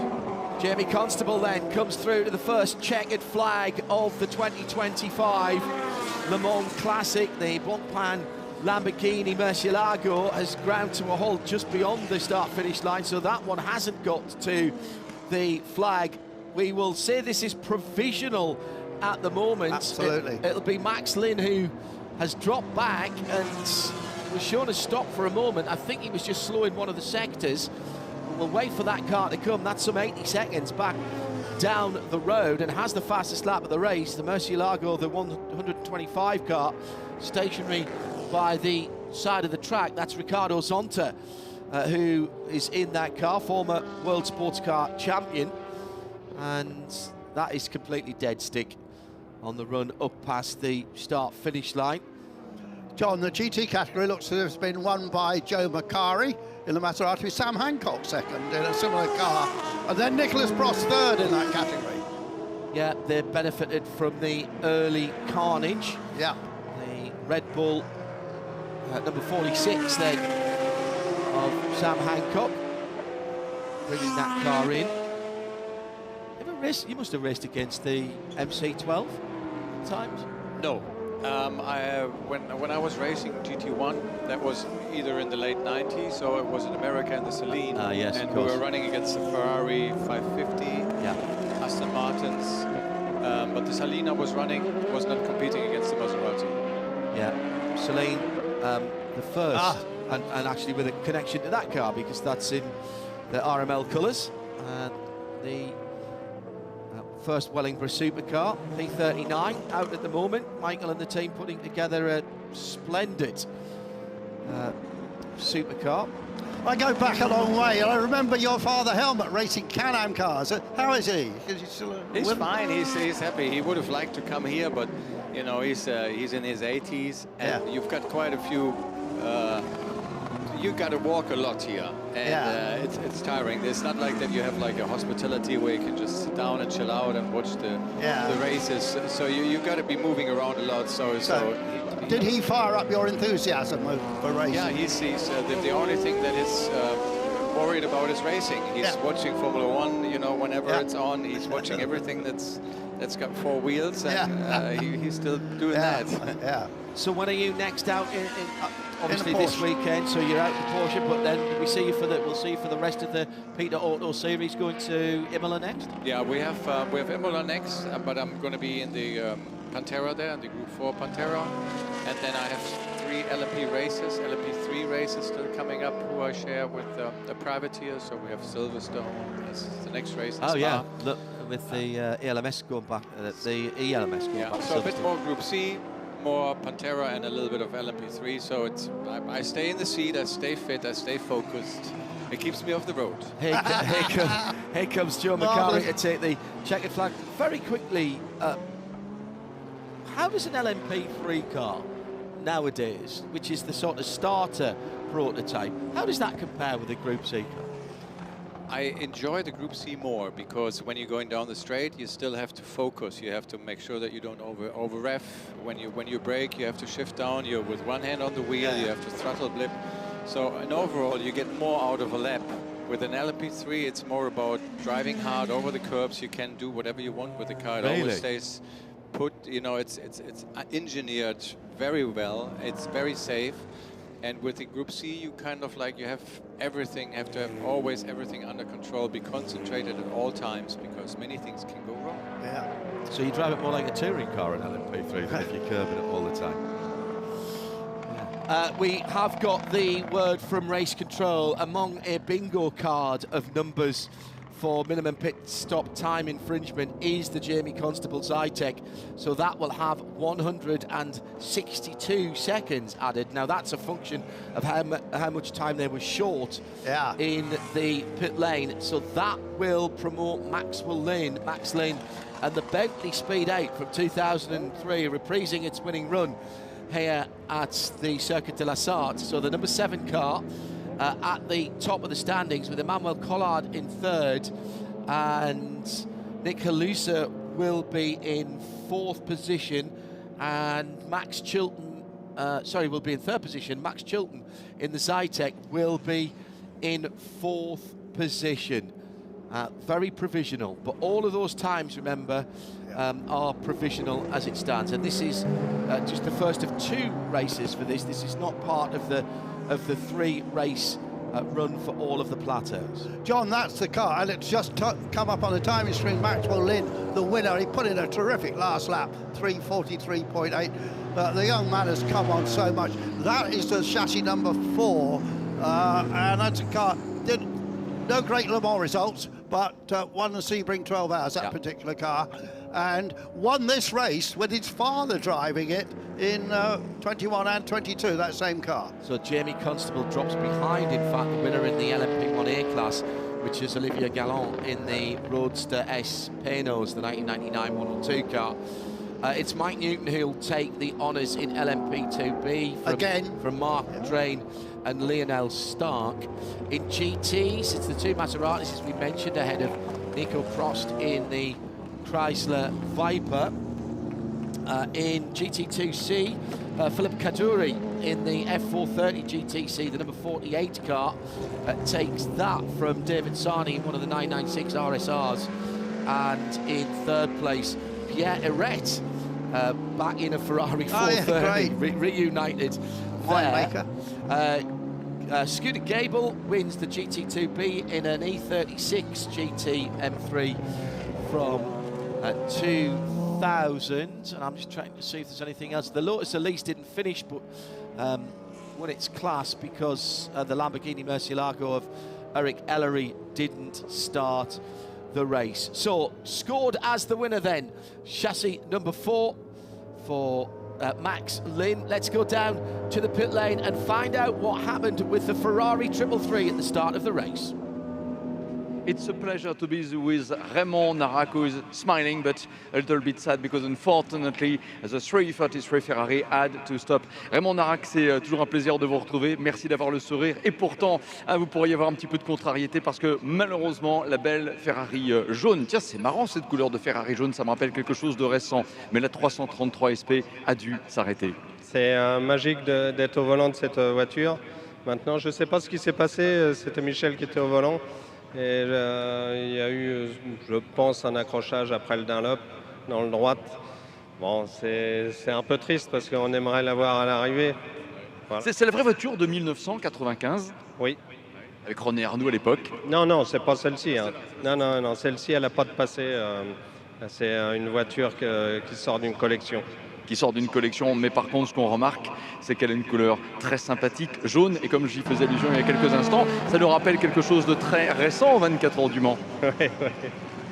Oui, merci beaucoup. Raymond Narac, so he was driving the 333 Ferrari, but unfortunately, Michel Lecor was driving the car, had a contact just after the Dunlop Bridge, and unfortunately had to stop it, as I said. This yellow Ferrari has a kind of magic. Remember what happened last month at Le Mans, of course, with 83 yellow Ferrari F Corse.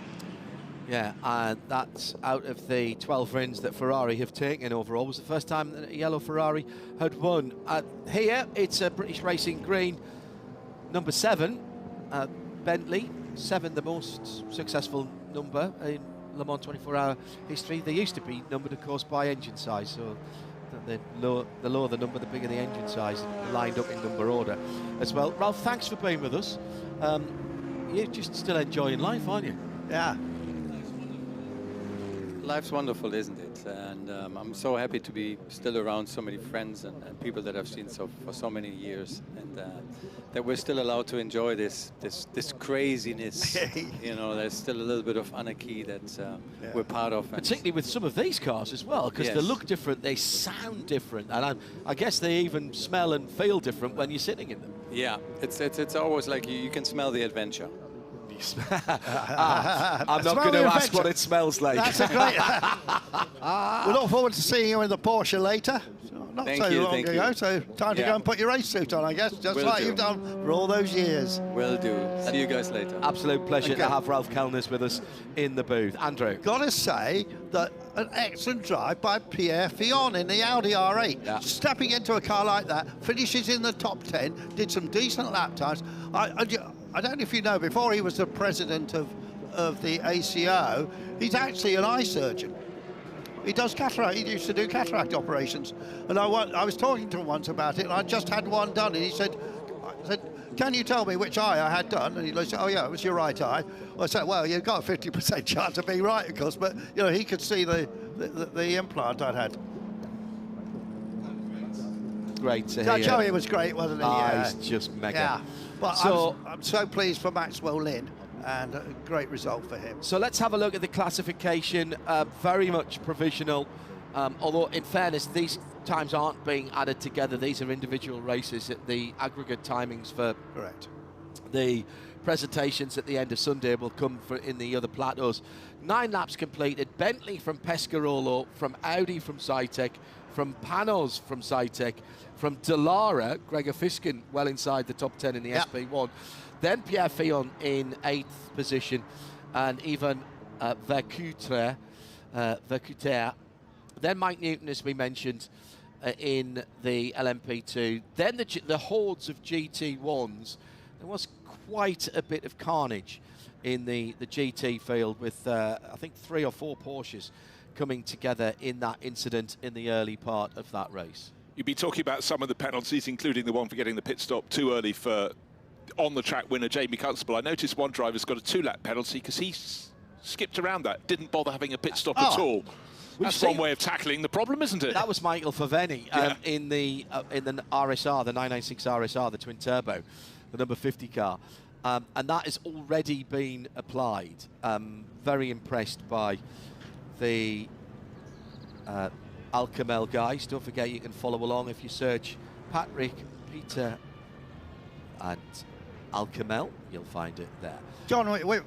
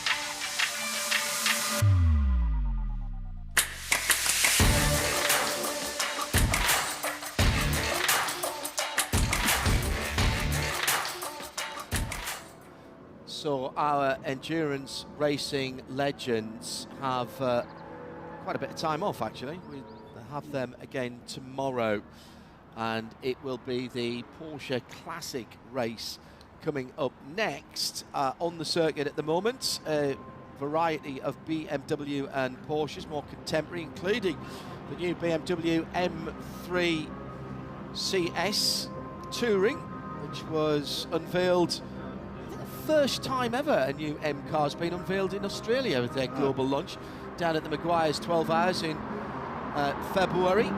550 horsepower all-wheel drive for the M3 Touring, so using the same straight six engine as the M3.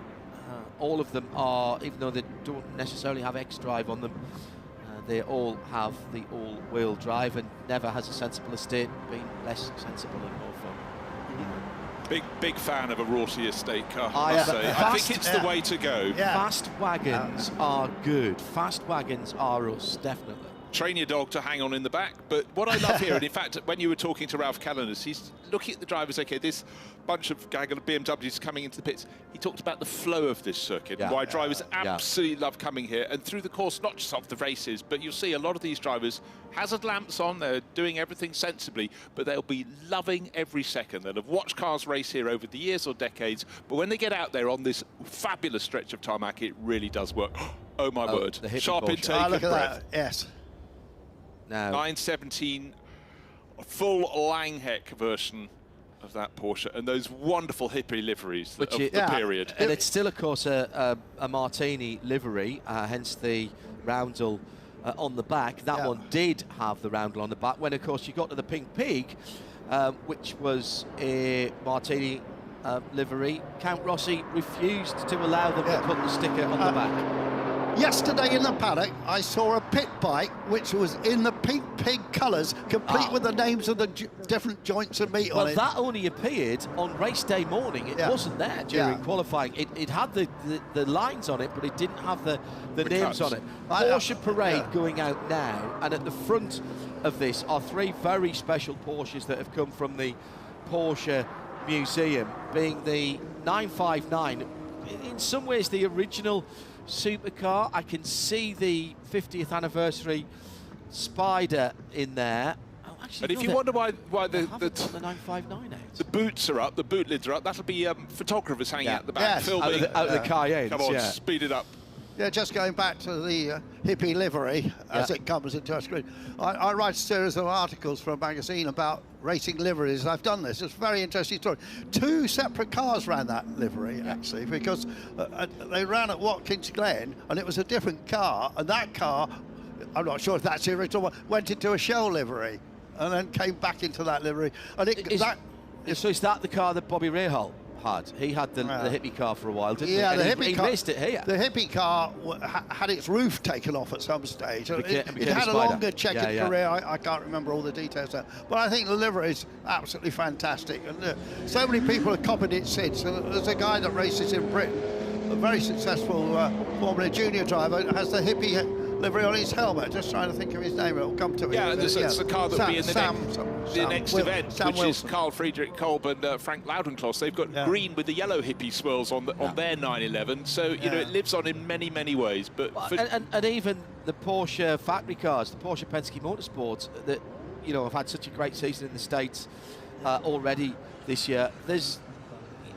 elements of the old Salzburg livery in that red and white striped car, the red and white striped cars and the red and black striped cars as well. And I mean, scratch a Porsche classic livery and you'll probably find it turning up somewhere else and being recycled. So we've seen this 917, it's not racing that one, but three 917s we will see racing in Plateau 4, I think, or Plateau 3, I can't remember. 3 or 4, probably 3. Yeah, 3 of them. Some years ago, of course, the Porsche Experience Centre, one of, I think, 8 now around the world, was put up here at Spa. There's the 918 Spider coming through. That's an interesting car. As I say, it's a plug-in hybrid. They didn't build that many of them, but a 599 horsepower 4.5 litre V8, normally aspirated, with a couple of electric motors there. All of 12 miles on EV. When it was all in full song, that's 875 horsepower. And the suppose it was kind of utilising some of the technology that the race cars had had. Nice gentian blue GT3 touring there with British plates on. It's a 997.1 with the lobster claw wheels on there and what looks to be GT silver. See, if Peter Mackay was here, he would actually be able to give me the paint codes. It's best he's not, I feel. It's for the best. But again, you know, any fan of road cars, but particularly those with motor racing bent, you look at the Porsche range across the year. We all have our favourites according to possibly what age we were when we first saw them. But for me, it's the early 911s, you know this, John, that just sort of ruled the roost just because they were small, they were nimble, and I'm a big fan of small, nimble sports cars. But there's the 99s, there's the 918 running in the 50th anniversary colours, a gaggle of 993s there, the last of the air-cooled, oil-cooled cars going through. And there you go, Bruce, there's one for you, a nice Targa. Sometimes I would prefer the coupe. Yeah, I prefer the coupe, but some generations of later Targas work very, very well indeed. I'm talking about 30 years up the line from these ones from the early 60s, but of course we'll see a lot of the 2-litre L from 1965 racing here this weekend, and in the Peter Auto series they've got their own race and it really is absolutely fantastic. Slightly incongruous to see the more road-based cars and the hippie Porsche having worked its way all the way to the front there, and that's when you realise how wide and indeed how low it is, because that 964 that's sitting behind it is not a big high car, but it looks like an SUV behind the hippie 917. No, it really does, and also with the Porsche 917, when you looked at the very early ones, they were slim, narrow, but they just grew and grew, and of course you got the longer bodywork for here, for this event. This circuit, when it didn't used to have the chicanes and cars were hitting well north of 200 miles an hour. But then the first time I ever saw the bodywork of a Porsche 917, I didn't quite faint, but I thought, rather than me. I remember sitting in a Gulf-coloured car at Kevin Jeanette's place in Florida, and he was doing some work on it, and you could basically see sunlight through the panels because they were so thin. And I sort of pulled the side window up and stuck my nose out and said to him, "When's the cage going back in?" He went, "What?" I went, "When you put the cage back in?" Because I thought that the tubing that was around me was only there to support the bodywork. No, I have seen shopping trolleys that had large diameter tubing. They famously had things to monitor the pressure within the framework because it was so super fine. It looked like a sort of thinner version of what you find in a Maserati Tipo 61, the bird cage, this incredible sort of filigree around a driver, but it's when the body works off and you notice just how far forward the driver's feet and legs are relative to the front of the car. Yeah. And various drivers, you know, they got in, they tried them in period, went, do I take the brave pill or do I say it's not for me? Well, you know, that remembered when John Wolfe was killed here, his co-driver, Digby Martland, walked away from that drive. He refused to drive the car. Of course, they made it so much better later. Yeah. But you know, in the early beginning, it was a beast. Yeah, and aerodynamically, it took a bit of getting used to as well. Porsches from different eras out on the circuit. Good morning if you have just joined us. You've missed one of the guest categories. We've got Porsches out on the track at the moment. Hello to Max UK 2009, and a very eclectic mix of motion, art in action. Wish you could be here. Well, you can be from next year, every year. Le Mans Classic with a split in the age groups. 993 alongside a much earlier car that looks like a touring 2.7 touring with the extra Cipier lights on, mounted on the front, the green car to the left-hand side there, just coming through down to Mulsanne corner. I'm not seeing as many transaxle cars as I can. I see 924, but bronze 924 further back, which criminally undervalued the transaxle cars. Let's see if we can see if it was a 924 or a 944. That are you trying to sell yours? Funny enough. You know, I might just be interested in that. Really? Yes. Okay. You come and have a look at any time, Andrew. Both of my old Porsches are nominally up for sale at the moment as I've run out of room, and I'm operating a very strict one in, one out policy. It's probably too high time. I wonder who's behind that decision. No, absolutely. I could stay the way I was at the moment, but I want something different, and I'm not using them. And but here's your shopping opportunity. Yeah, the whole range. I think it's time to have something else other than a Porsche. So I've got. You heard it here first. I've got a nice 992 which fulfills the Porsche. Oh, now there's the flat-nosed car going through. I haven't really caught on that version of the 911. The pop-up headlamps. I'm sorry, it's still the size of that Porsche 970. Isn't just it leading amazing? the parade around. It's like the Interloper, but what an Interloper. What you said, just bring your Porsche. That is brilliant. Absolutely. And what an opportunity to drive your car around. The two different silver cars, so you've got a 99, that's a turbo as well, the Cabriolet. And then you've got the 993, which just Tony Hatter designed the 993. Ulrich Betz was one of the project managers on it, who went on to lead Aston Martin after that. Tony Hatter did his arts degree up in Teesside, if I remember rightly. Got to meet him in a Rennsport a few years ago. What a lovely, lovely bloke. And just the sound of a flat 6 in the morning. Thank you very much indeed. What a way to wake up. And the other thing that strikes you, particularly when you're looking at the slightly older cars, the mix of colours. Ah, there we are. There's a 924. 924, yeah. And then 924 944 just following around. There we are. Have you spotted any 928s out there? No. That's the one that I would like to say I'd owned a V8 Porsche, but I was warned off that by the responsible adult being very responsible. And she, in fact, guided me to the 968. She had a 968 Club Sport many, many years ago, long before I knew she existed. And hence the 968 Sport came into our lives as our quote-unquote sensible car. It's sort of half a wagon when you put the back seats down and the hatchback. If you pretend hard enough, but I know what you're saying. Yeah. Yes, with the little shelf down at the back. Yeah, absolutely. But you're quite right about the colours of cars. You know, in the 60s, it was just freeform. It really was. You could work your way through the entire range. I sort of, in many ways, wish that came back. And when we were walking around the paddock yesterday, I just pointed to a Porsche from 1973, and I said, well, that's just right. It was just lime green. Just perfect. Yes.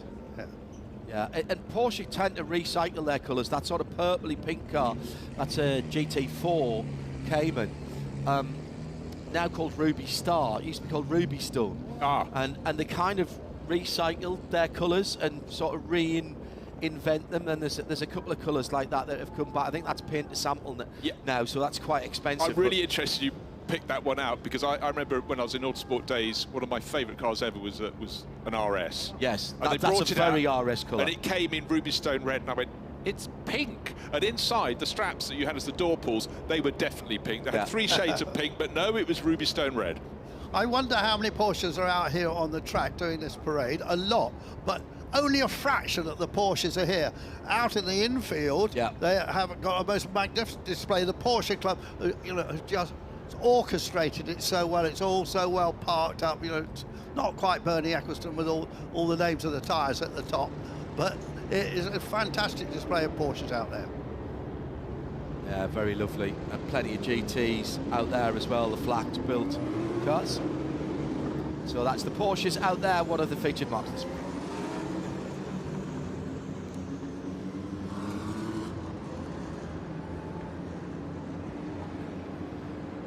Good morning, welcome along, and it is the 2025 Le Mans Classic, and coming out of their collecting area now onto the front straight, an incredible grid of Porsche racing cars, dominated of course by the 911s, although there are some mid-engined cars.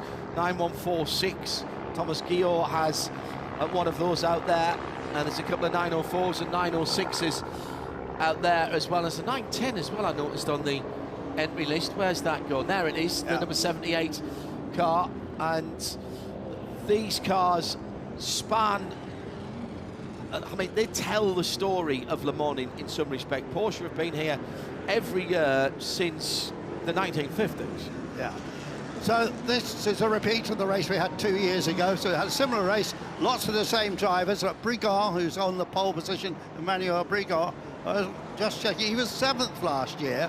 Jérôme Jamare, who's shown second starting, he actually finished second in the race last year. But who finished third in that race 2 years ago? That's a good question. Johnny Molam. He did, yes, he and did.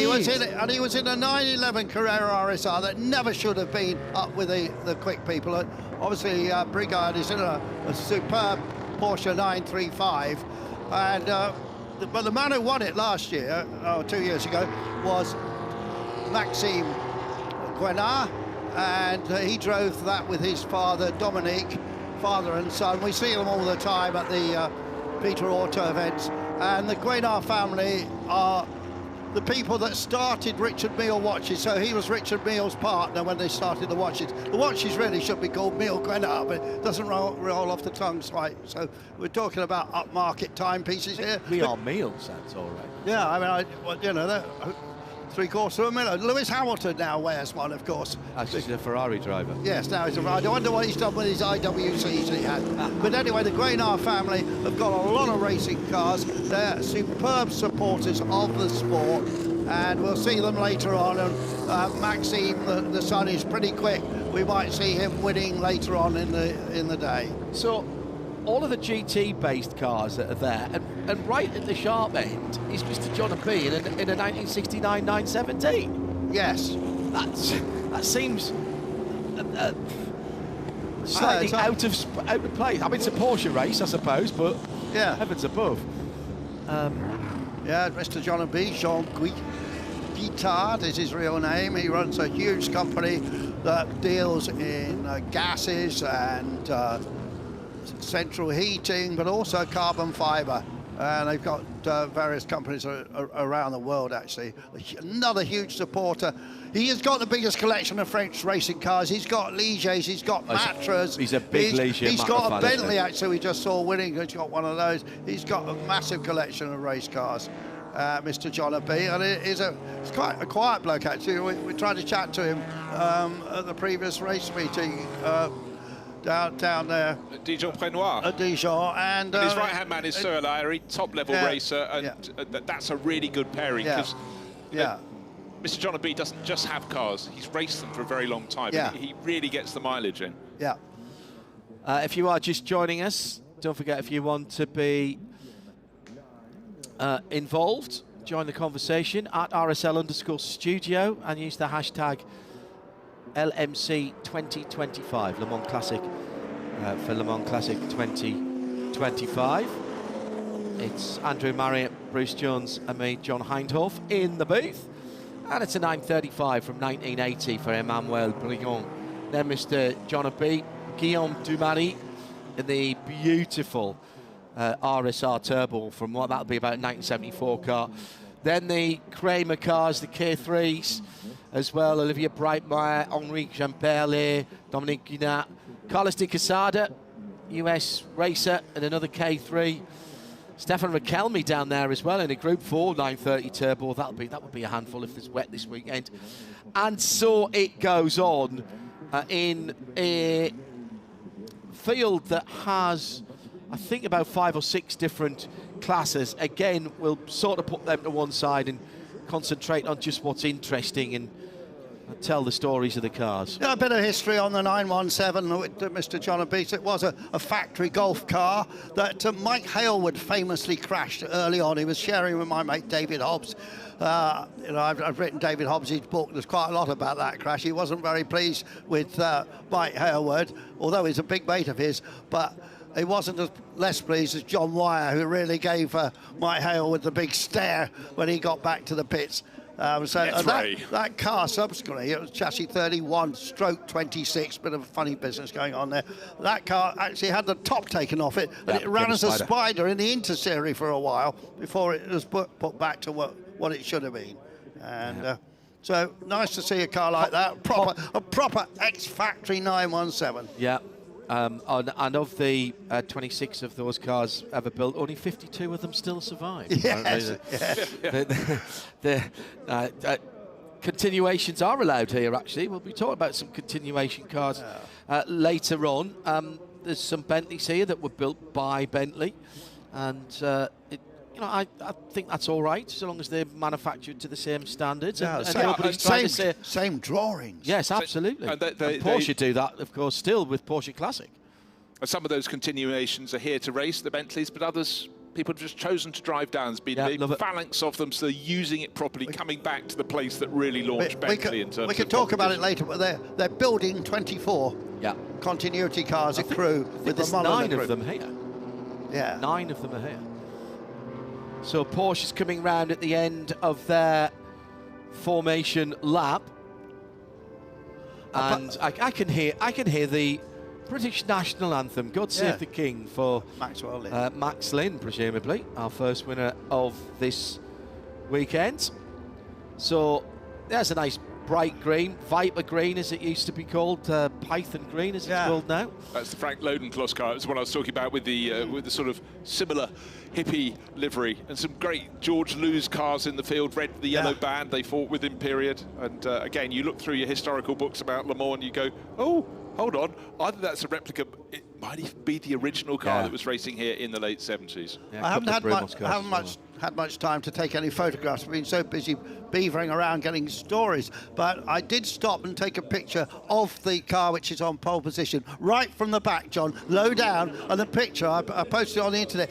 The main thing you see is the 2 big turbos at the back. I used to love it back in the period when you stood down at probably Arnage, and because you get quite close there, and as the car accelerated away in the night, the 2 turbos were cherry red, and the red reflected onto the actual racetrack. It was just one of those images that burned into my mind from old Le Mans. Well, burn being the appropriate word. Just to touch on the pole sitting car, it's an ex-Milner Gunner racing car from the States, the 935, the white one. And, actually, 3 totally different cars in the first 3 positions, 935, 917, and in behind, as you pointed out, John, a 911 Carrera RSL. But then it's K3s galore just tucked in behind. What a field of cars. Gunnar Jeanette started his racing career in a 935. No wonder he was pretty good. If he could handle that, he could handle anything. And the 935 from 1980, Emmanuel Brigand's car, steams off into the lead with Mr. John B in that very distinctive Gulf car in second place. Down the inside goes Henri Jean-Perle in the sort of almost Warsteiner orange and red car, orange and yellow car. It's coming through with the Enduro headlights on the front, underneath the front bumper. Here comes one of the Martini cars. It is my absolutely my strongly held belief, as Mr. John B goes for the lead at Tertre Rouge, the red hill, and it is my strongly held belief that you put Martini stripes on any coloured car, any motorcycle, you cannot make it look worse. Does not look slower, that is for sure. Now, actually, out of Tertre Rouge, Mr. John B lost 2 or 3 positions, maybe just not pulling cleanly, but look at the field of cars. And again, those liveries, the white with the blue and red, broad stripes up its bonnet. Just in the background of the shot is, of course, Brumos Racing from the States, but brilliant start from pole position by Emmanuel Brigand. He's got just enough breathing space, but another 935 is starting to hunt him down. That's Carlos de Quesada, and he's got decades of Porsche history behind. Oof. Now, that's a Gidio getting a bit wobbly. Might suggest we could have a few yellows in this race at 45 minutes. Well, they tend to be pretty well behaved, he said, famous last words. Grief. Oh, come on. There's the American racing colours of the number 59, running a proper colour as well, a proper number and colour for Brumos. What happens when you're on a long straight? You lose out to Porsche 917. That is incredible. Quite simple. He'd fallen back to 4th, nearly 5th, and Mr. John B, by the time it's second chicane, job done, up to 3rd place again. Let's not forget that Porsche 935, such as the one that's leading this race, won here at Le Mans in the past. And I had some famous drivers. I mean, remember, Paul Newman was second, wasn't he? Came second with Dick Barber. Yeah. Whatever happened to him? K3, managed to interview him once. Oh, a little story, I don't think it's for now though, but interesting story about Paul Newman. 4th became 3rd, became 2nd, so the Porsche 917, Mr. John B fighting hard. He's right on the tail now with Emmanuel Brigand. But I think it was just a missed gear change. I think you picked that up, John, out of Tête Rouge, cost him, but the sheer speed. And again, just look how low it is. I don't honestly think that Emmanuel Brigon can see where he is. Is he left? Is he right? And those of you with very, very good eyes will see that the 917 is running treaded tyres. Well, it's not wet. Why is it running treaded tyres? Because they did. That was the tyre that they would have run in period with the big balloon sidewall. Here we're coming up to the fastest part of the circuit. They're over 200 miles an hour now. Incredible stuff down the inside. Oh! Left-hand drive for the K3. Right-hand drive for the 917. We'll go around the outside into Arnage. And order is restored, one would say, at the front of the field as it heads off towards the Porsche curves. Trying to remember where Hayward crashed it. I think it was at Arnage. I'm not absolutely certain. I could probably find out, actually. Well, certainly that 917. I honestly thought Mr. John B was diving too deep into Arnage there, but he got it around the corner. But such is the heat of battle. In fact, the first 10 cars or so have really got quite a gap back to the rest. The one with the white car second on our screen with the red, blue, and green car. That was the one. The stripes up the middle that Diagidio very nearly dropped. There it is in the background of the shot, but he's got it back on terra firma. But the gaggle of cars. They talked about the Brumos car, that livery, those famous blue and red stripes up the bonnet, looking very, very good. A George Lou's car, Gello, it's the red one with the yellow strip on the top of its windscreen. Again, John, these liveries lasted decades, and they'd be on a 956, they'd be on a 911. But you know, I'm a big believer. You keep your brand. I totally agree. And in different forms of motorsport as well. I mean, even when, you know, Porsche went rallying, you'd see some of the liveries there. And whether it was sprint racing or endurance racing, I mean, you just revel in this at the moment. It's a good job Peter Mackay's not here. He would be actually under the table. It'd be no use. He'd have melted at the moment. Yes. We saw a Porsche yesterday in the paddock that had, with the same driver, taken part in the Le Mans 24 Hours and the Monte Carlo Rally. Yeah. Yeah. And he's the driver now. He was the driver then in 81 and 82. Thierry Perrier. The same car. Same car, same driver, but just simply the fact that within a 12-month period, a 9-month period, you go racing for the 24 hours and then go driving over the cols of Turini and other little problematic areas of the Alps. Just brilliant. Thierry Perrier. If you're going to talk Porsche and you're going to talk all-rounders, you've got to mention Vic Elford, haven't you? Yep, throwing rally cross in the early days, rallying. And, greatest all-rounder ever, surely, has to be. So the battle for the lead, once again, the K3, Emmanuel Brigon, the mainly white car, the car that looks vaguely like a 911, but with the big body kit on, is producing quite a lot of downforce. Still turbocharged engine, of course, with the K3, with the 935, excuse me. K3 is in third position, the Carlos de Quesada car. But now the more svelte and early days of aerodynamics for the 1969 vintage machine. And that's why it's running the number 69. And they experimented with different body shapes. Indeed, the Pink Pig itself was an experimentation in different body shape when they were working on how it would work, the long tail, the Langheck car, LH, and the short tail, just the K, of which that is a exponent. Of course, the 917 went on to be the great Can-Am car that basically destroyed the Can-Am series with Mark Donoghue. How many horsepower would you want? Well, 1100. Yeah, I have heard higher figures than that. And certainly I remember talking to Derek Bell after he'd driven one up the tiny little narrow hill at Goodwood. He went, well, that's woken me up for the morning. Yeah.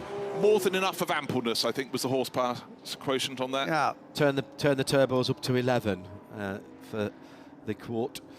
Beautiful collection of Porsches, all recognisably 911. Is there another car in the world that has been around for so many years, 63 years old? It's the roofline. It's the roofline, mate. The roofline stayed the same. Everything else has got wider beneath it. What's very interesting, though, is sitting in a 911, sitting in the driver's seat of a 911, is we've got a smoky... Well, that was out of third place. That's Carlos That's Quixada. the guy from Florida, yes, that's raced a lot. We've seen him in the American Le Mans series in the past. He's got his own team. He's got a team, has he? Allegra Motorsport. That's right. He's the guy that owns Allegra Motorsport, Well done. yeah. Yeah, that looks like a turbo seal or something like that. Oh, very bright. Turned it off, out of the way.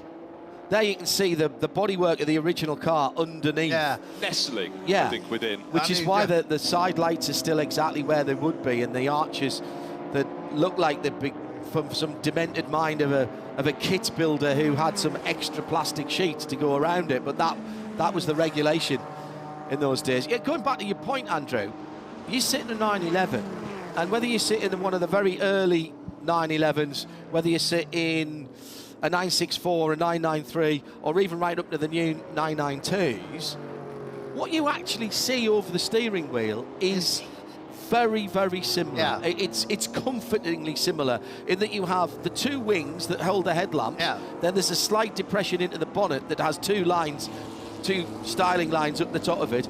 And up until very recently, you had a 5-dial dash in front of you. And everything is exactly where you would expect it to be. Little shout out for one of the few Brits, or maybe the only Brit in the race, Robin Ellis. Also raced Lotus, I think it's the same one that raced the Lotus Elite. But he finished 10th 2 years ago in this race. Well, he's down in about 20th spot. But he's running at number 911. That's the right number, isn't it? Oh, yeah, very good. Should point out again, Bruce, this is another one of the quote-unquote guest races, isn't it? Yes. For this weekend. So Three it's not, guest races. It's not part of the champion, not part of the plateau system. The plateau system. Yeah, no, I think it's really important, because I think you can run like a crop cycle, bringing in assemble these groups every now and again. If there's an anniversary from a manufacturer, it's the time maybe they should have one of the support categories. 3 years ago, I think, or maybe it was 2 years ago, they had an old Bentley race. Yeah. But it multiplies the number of cars that have brought historic racing, so that is a really, really good thing. Good thing for the fans as well as for the drivers. Great battle going on here for 7th position. They're not in the same class, but that doesn't matter. Frederic de Guidio and Romain Rocher. And what happens if you're in a turbo? You're very good on the acceleration. Oh, yeah. We've just seen a complete example of that. Federico de Guidio had no answer.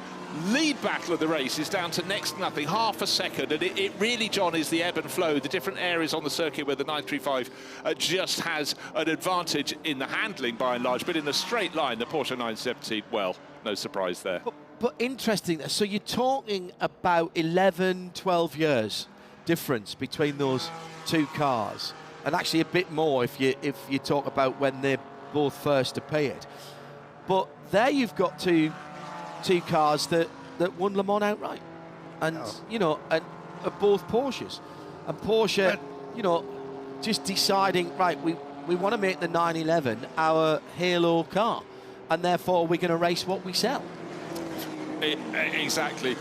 You know what, John? We talk about the growth of historic racing all around the world.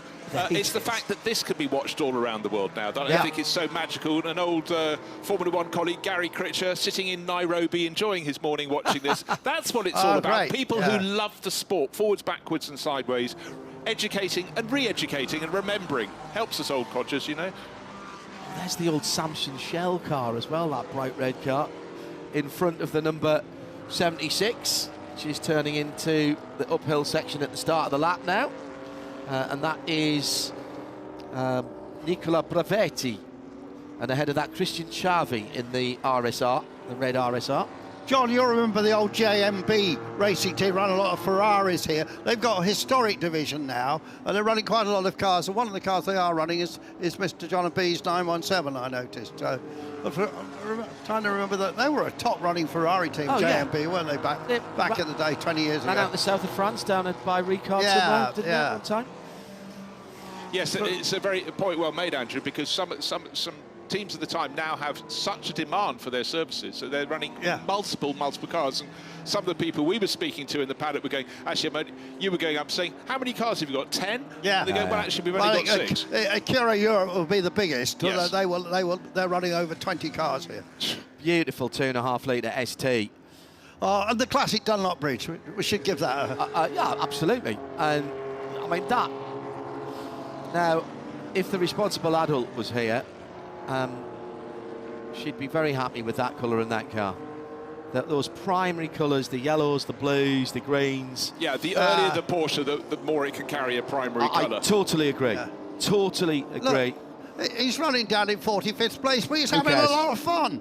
He's driving a Porsche at Le Mans, Andrew. Yeah, and they're going to overtake a couple of people, and then somebody will outbrake him, and he'll... He's third in class, but then you suddenly see behind a Porsche that's even older than his. In fact, a trio of them, 2 litres. Yeah, they've got their own race series now as well, and it's absolutely chock full. James Turner does a brilliant job. Yeah, who's the highest placed driver in one of those cars? I'm just looking. It's a GTS 11 category that you need to look for. Yeah, Orjuela, right. maybe. So Juan Pablo Orjuela. Yeah, but he was on pole for that class. Oh dear, one of the Carrera 904-6 Carreras. Mid-engine car, of course. Boiled. People talk about Boxsters and Cayman not being proper Porsches. I placed before the Court mid-engined. You could get a road-going version of these, although they look like a race car. Most of these are continuity cars made by an outfit in, maybe Texas, called Beck. And they produce a very nice copy. It is really. I'm not sure if it's how think about it, Andrew. They're really great because there's such a demand for them, because it was such a brilliant car to drive. And also, you think of the 911s, but the 904s and things that went before really 906, 910 bedded Porsche into Le Mans. And of course, in the early days, they were running in the smaller engine classes, and that's when they started getting their successes. And that's how they sold customer cars. And as we know, that is a big help. So that bright red car just coming through the second chicane now, that is one of the short wheelbase 2 litre, still a 6-cylinder car, still a flat 6. There it is, the number 82 car, being run by Timo Moll. I tell you who's doing a great job is Shalom Demarais, who finished second last year. Because he's in a Carrera RSR, look, he's got a 935 and 917 in front of him, and he's got 3 935s behind him. They must have so much more horsepower. Yeah, but also then just 2 cars behind that, the 930 turbos that have got so much grunt. So, yeah, Carrera RSR from 1974, one of the earlier cars of the field. But Guillaume Dumoulin, he's a great racer. I like the Kramer number 20. Mentioned that before. That's absolutely lovely. In third of the 2 litre cars is David Danglard. We were talking about him last night when we were driving home, John, weren't we? Because we went past this huge karting emporium. He's based in. I think he's French originally, but he's based in America, and he's got electric karting centres all over the place. Well, one of our new features this year is to be able to go down to the pits. Let's do that right now and take some atmosphere. In the pits with car number 77, and unfortunately it's a bad news for this car. It seems to be a retirement. We are with Matteo Randiccioni. Matteo, what happened on the car? I think that we have an oil issue with the pump, and actually, I was walking a lot, so actually I prefer to stop. It's a frustration. There will be no second race for this car. You intended to race in one of the grid of the Le Mans Classic or not? That's it. That's it. That was a little bit short, maybe. It's already finished my day. So I can have fun seeing all the rest of the day. It's a beautiful place over here. It's a fantastic event. Matteo Randiccioni is the end of his weekend here in Le Mans, but he will be here till the end of the weekend to watch the races. Why wouldn't you be? Just enjoy the atmosphere. Hopefully he's got that back without any damage. Also in the pit lane, the number 23 is Pierre Boit's RSR 3 litre, another brightly coloured car. Well, this is the one I said that was to Andrew, this is the colour you'd have if it was from that period. Yeah. Pit window is now open, so that is one of the mandatory stops. Heiko Ostman in as well in the 930 Turbo 3.3. I mean, just look at the paintwork on these cars and look at the level of preparation. Probably prepared better now than some of them than they were in. No question. Yeah. And also, to me, it's great to see drivers who, you know, were competing 30, 40 years ago. For years, Klaus Panchas raced German Formula 4, German Formula 3. Great pair of hands there. But a little keen. Don't go out too soon. We know that you get penalties if you your pit stop is too short. And as John pointed out, there's a generous amount of time, so there's no safety issues of trying to jump in and out of the car and not doing it properly. Yeah, here's the leaders coming in now for their pit stop. As the 17.5 minutes to go. So this battle for the lead, this is the GATS leader and the TSR leader as well, or one of the as I said, I think there's 13 different classes in the nearly 80 car field here, but we'll put that aside for the moment and just enjoy the splendor of mostly flat six engines. As the team go to work, just making sure the tyre pressures are all fine, and a very relaxed atmosphere in the pit lane. No fueling. If you weren't worrying that no one's wearing fireproof suits in the pit lane, no fueling. So that takes away the requirement from having to have the safety equipment for your pit crew, and there's actually nothing to do other than check the tyres, offer the driver a bit of fresh air, maybe a drink of water. The thing that always strikes me when you look at a Porsche 917 is the cockpit is incredibly narrow. For a driver, you need long legs to actually get over that great sill. Then you don't need long legs when you get in the car, because even an average-sized driver, their head is right up against that really, really low roof line. Only 1 minute pit stops here, and he might have gone early a bit, actually. Well, it's out, it's into out, isn't it? It's into out, yes. Yeah. But I think it's 1 minute stationary. Well, if one got it wrong, both of them got it wrong, because the leading cars, the 95 coming out, the 917, their gap's the same. I did have a stopwatch on the 917, and it was stopped for exactly a minute. So Gaetard, Mr. Jollibee, if you will, is back into the race in the car. Oh, nice. That I just read out. I talked about Harewood crashing this very car. He was involved in an accident in the heavy rain with an Alfa Romeo T33. I can't remember who was driving it. But in the background, you might catch a glimpse of the 9146 GT from 1997. That's the Thomas Guyot car, just come out of the pits as well. Another mid-engined machine. I've always had a hankering for a 9146. Marketed as through VW and Audi dealers in the States, the 914, of course. Quite a big name of recent motor racing that was entered and didn't start was Stefan Rakelmi. I mean, he's been pretty good in Formula 2, hasn't he? And then sports car racing after that. Yeah, and early days of GT3 racing. He was due to be racing, I think, with his father. Yes. The Monegasque duo, but maybe he'll get out in their second event, because he's someone well worth watching. And a 930 turbo, that should suit him down to the ground.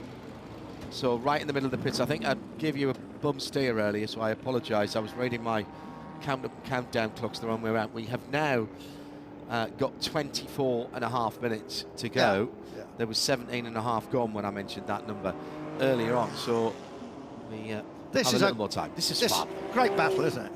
From cars from distinctively different periods, as we mentioned. Porsche had decided to focus back onto the 911, and you know, for many times in the history of the 911 has Porsche decided that was it. We're not going to be able to keep that rear engined car, and particularly the oil and air cooled car, the Luftgekühlt cars. We can't keep it with ever stricter and more stringent emissions regulations, particularly in North America and Canada. But the Porsche engine engineers and the advances in electronics and fuel injection, mechanical first of all, and then electronic, kept the 911 going. And for so long, the 911 was, next year will be the last 911, and then we're going to have something new at the top. The 928 came and went, and then there was all manner of other projects, but the 911 has endured. Yeah, it's been phenomenal. Just want to point out, this is the car that's leading the 2-litre Cup class, which was the Orihuela car, and that's number 10 being handed over to Nelson Calle, another Colombian racer, the Colombian duo, having a great run here. Not the 88, that's not the car I was talking about was the number 10, the bright yellow. It's Kurt Limer's car, the 88. That's a 2.3 ST. John, wasn't the 928 really built for an American market? Very much so. Yeah. And it was, you know, it was built to be the big V8, front engine V8, and a big cruiser. And they are great cruisers. There were some that were built. There was 6 very special cars, of which Derek Bell had one, that were given to the drivers, the GTs with a manual gearbox, and they're very much sought after. The GTS, wasn't it? Yeah. I think there was a GTS came as well yeah. that you could get as a manual. They're very unusual as manual. The big V8 ended up at, it started at just on 4 litres, ended up at 5 litres for the Series 4 cars. Series 4, yeah, the S4. But S4. You know, the thing with that so Mr. John B, very, very nearly going off. Both the front-running cars that still in those front-running positions, but they're making out ground off their pit stops, but running wide in the Porsche 917 right towards the end of the lap, going to the forward curves. That was a big save because the grass is tinder dry here. It crackles under your feet. That would have been just super quick into the tyre wall. Big save. Raise the heart rate and then pass the pits, drop it down again. Interesting, I noticed that in the first sector, which I suppose is down to Ted Cruz, the 917 is quicker, but then in the second sector down at Mulsanne Straight, the 935 seems to be taking the time back. But he's a good driver, Brigard. I think he's been French GT champion in the past, and doing very well. Oh, broken window. CD. Yeah. CD. Let's go down to Vincent in the pit lane. Juan Pablo Ojuela is out of his Porsche. Coming from Colombia, Juan Pablo Ojuela, one of the regular drivers of the 2-liter Cup by Peter Roto. Juan Pablo, how was it on the track today? It was great fun. We were fighting amongst bigger engine cars, which was fun, getting by them on the corners and losing a little bit on the straight, but great fun. We have many drivers from the 2-liter Cup of Peter Roto here on the track. It's quite funny once again to be here. Yeah, everyone seems to come together. So we're fighting the same guys that would fight, drive within the 2-liter Cup. This 2-liter engine is a little engine compared to others, of course. It's not a real problem here? No, not really. I mean, it's a 2-liter engine and we're driving along 3-liter cars, so it's all about the corners and the braking. Coming from Colombia, this kind of a 10 is a very efficient car. They're not slow actually in a straight line because of the way they're geared, and you're not allowed to mess around with them, the gearing and the final drives when you take them into the shorter circuits either. And the 2-liter Cup, really, if Porsche 30 years before they invented the Carrera Cup, and they said, oh, the leader's had a shunt coming out the second chicane, and that's a big one. That's a big one with the very lovely yellow ST, and I think Mr. John B read that. I think I saw the 917 just back off a bit. He saw it was going to happen. That was a clash of front wheels there, and well, certainly for the Espoir leader, he's going to have to come back there. And Brigard, his bodywork is rubbing really heavily at the front end, and in fact, it looks as though one of his front wheels is in at an angle. Yeah, that was an RSR actually. The 73 is Reto Toscan. He was running 15th, just outside the top 12 actually. But that car is going no further with damage to the front end. So it was the exit of the second chicane and just trying to knit his way around. And for Toscan, I'm afraid, innocent party, and he's borne the brunt. I think it was interlocking wheels. Yeah, well, you can see the rub on the side as Gallant drove away.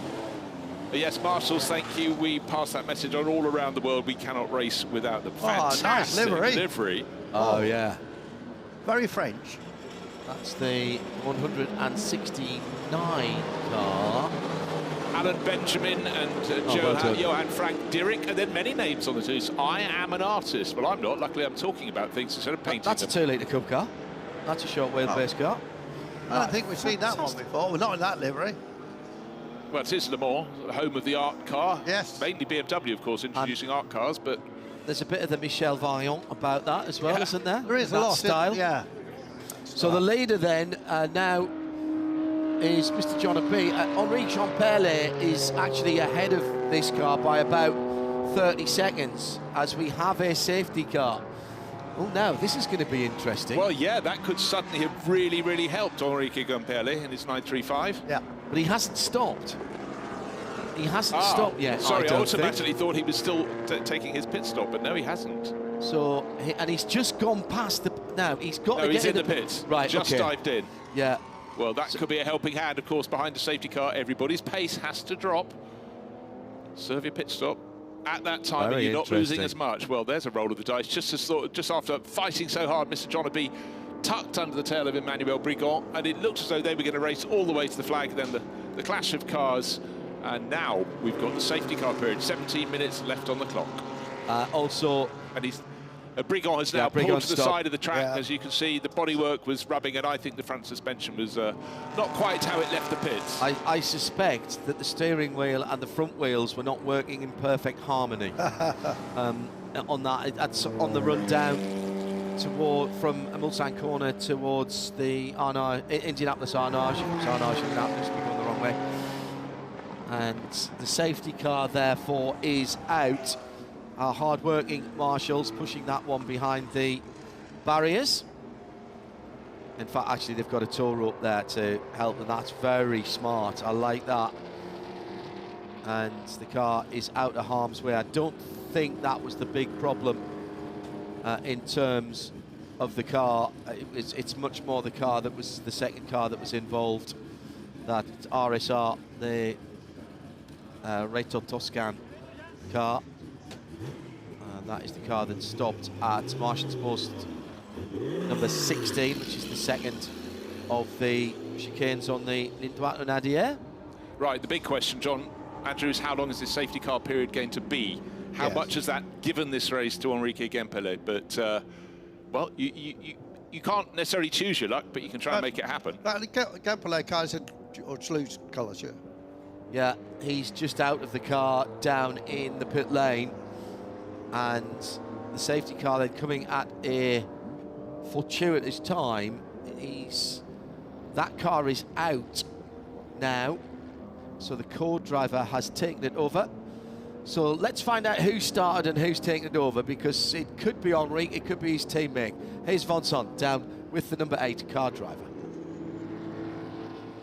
Back in the pits with Marc de Siebenthal, driver of this Porsche 935, car number 8. Marc, how was it, this first part of the day, race?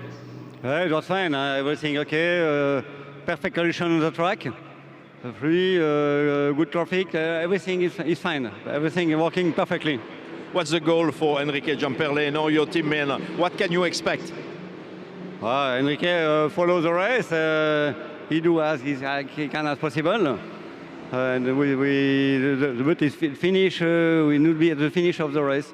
Marc, driving a 935 in Le Mans is just magic. Absolutely, absolutely. Wonderful car, especially for Le Mans. Very fast, good braking, fantastic. I enjoyed the car, absolutely. Marc de Siebenthal, driver of this car number 8. Enrique Gamperle then out in that car, some 33 seconds behind Mr. John of B. They've both now taken their stops. It won't be 33 seconds because that's at safety car speed. Marc de Siebenthal knows a bit about 935s. He's building a replica for Count Rossi at the moment of one of the Count's cars that he has the original of as well. I love this shot. Look, the 911's just getting wider and wider.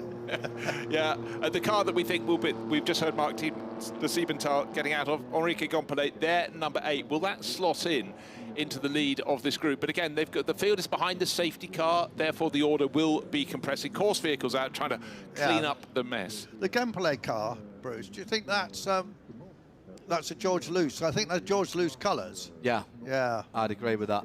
So Mr. John B is down the road by 30 seconds. That will come back together as there's still one or two people to make their pit stops as we come down to 30 minutes to go. So the 917 leads and is leading on the tracker as well. That is down. Where is it? Well, actually, I can't use the tracker at the minute because everybody's moving too slowly, and so they're all bunched too close together. Put him out.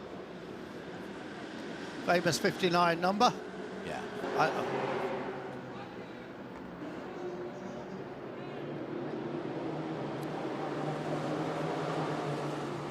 I think that's probably a genuine Brumos car. Almost certainly. Yeah. So, I mean, Brumos, Peter Gregg, Hurley Haywood, and the Brumos concern, Jacksonville, Florida, their museum, their new museum, opened up about a couple of years ago now. Absolutely fantastic, and it is open to the public. Their collection never used to be. I was fortunate to go behind closed doors some years ago, thanks to Charles Dressing. But Brumos, one of a number of concerns in the States that were absolutely contingent on the Porsche story. Yeah, Vasek Polak, another one in California. Yeah, Andial as well. Yeah, Andial. Oh, Andile. They were great with engines. Yeah, just, I mean, Brumos gave us the 9345 when Peter Gregg went over to see Porsche in Europe and had a look at the 935 kit and said, oh, we have a bit of that, we can stick that on there. This new IMSA regulation, we could have them. So 8 were built, and then IMSA decided not to use them. And they wouldn't be allowed, so they went into Trans Am, subsequently won the championship and then didn't. So it was, but it is absolutely synonymous with Porsche in the US. What I love just looking at drivers getting out of cars is just how much fun they've had. But even in a controlled pit stop where you've got this generous minimum time, everyone is shouting, aren't they? Yeah. Message from A to B and B to C. Right, behind the safety car, of course, the field is, the safety car you can see is 6th in that batch. Just great looking at the range cars. About to have some more guests coming into the studio, which is always good, because in fact during the safety car is a good period to have that. We're going to have Robert and Bart Westerman, who we had in the booth. They'll be coming shortly. They were with us at Spa-Francorchamps. Yeah. Not a lot of miles on their Porsches, but very, very quick. Look, Westerman, it was only his 3rd race, if I remember. Something obscene like that. Finished in the top 3. Yeah. And very, very gregarious and entertaining and cosmopolitan family too. I've had some intel, by the way, from our RSL team down at Ricard. Kyle Tilley isn't at Ricard today. Right. So Jake Hill's driving the Ferrari down Big there. disappointment then, of course, that he didn't get to start this, but I think it's in another race later. Now, of course, while the racing is on track, and it's going to be all day, through the night, and then tomorrow as well with the various plateaus, there is so much to see at the Le Mans Classic. We're running behind a safety car, but for a lot of the people, they're pacing their day, they're moving around the grounds, they're looking at all the car club displays, Andrew, which are massive. And then from time to time, they'll get themselves to a vantage point. But, you know, for me, it's the fact that people can now watch this great event from all around the world. That's the key, because motor racing is so global now, and the fact you can watch it anywhere is brilliant. I think one of the most wonderful things about this track is, as a spectator, you can go to, not as many as you could, but still lots of great points. You can get in your car, you can go and park, you can drive and watch from on ours, and you can go off and watch from somewhere else. And there are shuttles as well that will take you down there. And not just this race, by the way. This race has had television coverage, live television coverage for quite a while now, and we've been involved in that in a variety of iterations down through the years. I remember sitting out in the sunshine, cooking gently for Motors TV some years ago, doing the studio show, but also the rest of this season, as we've had for the start of the season, right through the rest of the Peter Auto season. So coming up, we've got Imola, we've got Paul Ricard, and then we finish at Estoril in Portugal. And you can follow all of that racing, and generally 2-day events in terms of the television coverage, all live, free and global on the Peter Auto YouTube channel, which is probably where you're watching us at the moment. Behind the safety car, 8.5 to go. I suspect we might get a green flag at the end of this. I think we will, John, because we saw that stricken number 72 that had been put into the Rito Toscano, sorry, 73 wasn't it, Rito Toscano's car that had been put into the barriers by our race leader. I can see oil, my motorcycle, my motorcyclist's eyes, and I can almost smell that. So that will have been from Rigon's car. From the there Rigon is car. the slippy lubricants flag, the yellow and red. Yellow and red means there's something on the track that shouldn't be. It could be debris, but in this case, it is some kind of fluid, and that was... There it is, look. from you the can see pre-con exactly car. where he drove away from the point of contact. The yellow Reto Toscan car was cleared, so it depends how effective this clear-up can be. The quick dry is being thrown down at it, it's being scraped off. They're only going to get a couple of laps in the maximum, aren't they? Now? I reckon. They'll have to go green at the end of this lap, I think, because the way they're running at the moment, they will not, where the safety car is, they will not get another lap if they don't go green at the end of this lap. Noticeable. Kempeler, he's closed up within 11 seconds of Mr. John B because of this. But it isn't 11 seconds, of course, because that's 11 seconds at safety car speed. Yeah. So what I'm trying to work out is where the leader is and where the safety car is, because there's a safety car at the head of this queue. There are cars ahead which are still moving slowly at safety car speeds and not making their way around, and I presume there are multiple intervention vehicles out there, as there would be at the 24. Just red flag. Red flag. Red flag. Just flashed to the side of the screen. You can see it on the bar at the top of the screen. So there's a notification. It's over and out. So Mr. John B, by my reckoning and by the screen's reckoning, takes victory. Well, you're about to say, or does he? I'd say not, because surely you go back to the last lap of racing before the red came out, and that was Jean-Perle before he went into the pits. Was he not in the pits when this lap started?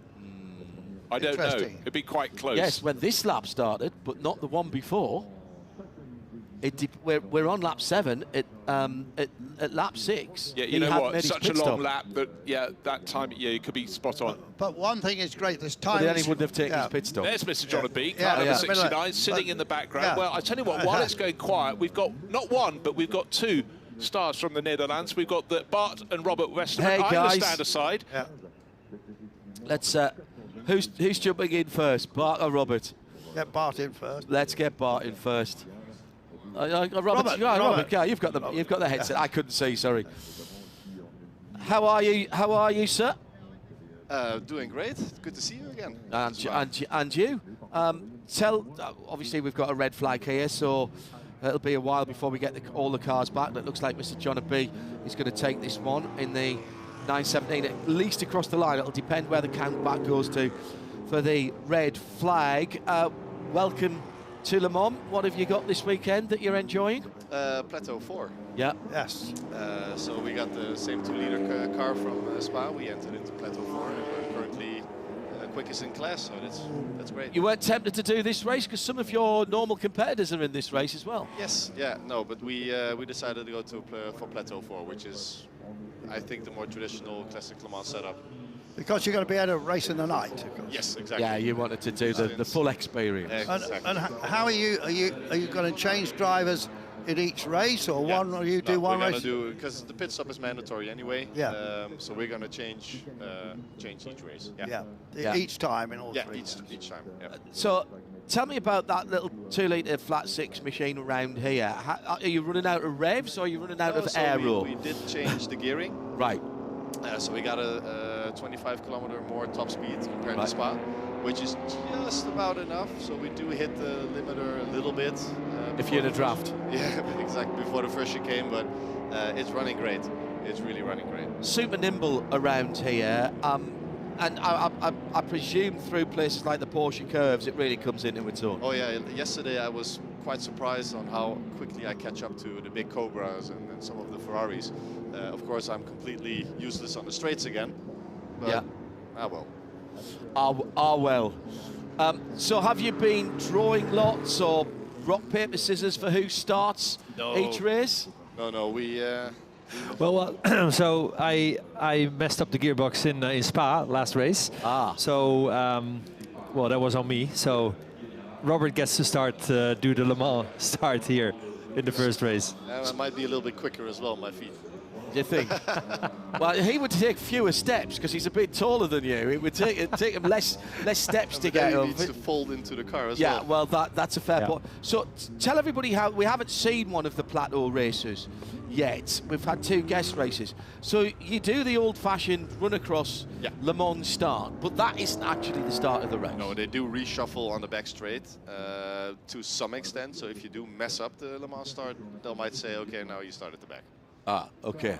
So, and then you follow behind the safety car, and then you're released. Yeah, and then it's a regular rolling start like all the others. Yeah, yeah. What made you want to come and do this event? Well, obviously this is the most iconic event ever, and I mean we've been here when we were young. Our father used to come here as well. It's so amazing. I mean, we've been to California, to Laguna Seca on several events. Historic spas, Zandvoort, but there's nothing like this. It's really amazing. The atmosphere here is now, I think, as good as the 24 hours. And there's more people than when I first started coming to 24 hours in 1989. There's as many, if not more, people here than there were then. It's unbelievable. And also, if you look at the grids, it's a long track, so you get to race 80 or more than 80 cars on track in each plateau. So there's so many cars here. And in terms of what do you want to get out of it? You want to be competitive in your grid, in your class within your grid, or is it just for the experience? So we were in Spa last month, I remember. aiming for a top 15 place, and we won the race, so that was unexpected. Overperformed there. That was a bit so now well we're here for the experience, but we're first in class right now. We qualified first in class, so that's and first in your class is how far down the 80 car grid? 27, 28, around 30. Really? Oh. So in the top half. Top half, yeah. That's pretty good. Yeah. You'd be happy with that. And are you going to do some more of the Peter Auto series this year? Are we going to see you in Italy? Probably not this year. No, we're looking. We're now. We both have young families, so we're out of credit at home. So. So that lovely Sadly. car of yours is going to be standing around for Italy and for Ricard and for Estoril as well. Yeah, so we're planning to do the 6-hour spa, but not this year. Probably next year. That's the plan for now. How has the journey with this car been for you? Because it's a family affair, and it has a real emotional attachment. It's we talked about it a little bit in Spa. It used to be our father's race car. He unfortunately passed away. We took it up on ourselves to restore the car into racing condition in the same livery as he used to race it. And today is actually his birthday. No. Yes. Yeah. Oh my goodness. So we are racing for him today. And he would not have raced at Le Mans though. No. No. So this is for you. This is really for your dad this weekend. Absolutely. Oh, mate. You've made me feel of this is motor racing though. This is about emotion, and cars like this, particularly old Porsches, they're all about emotion. Absolutely.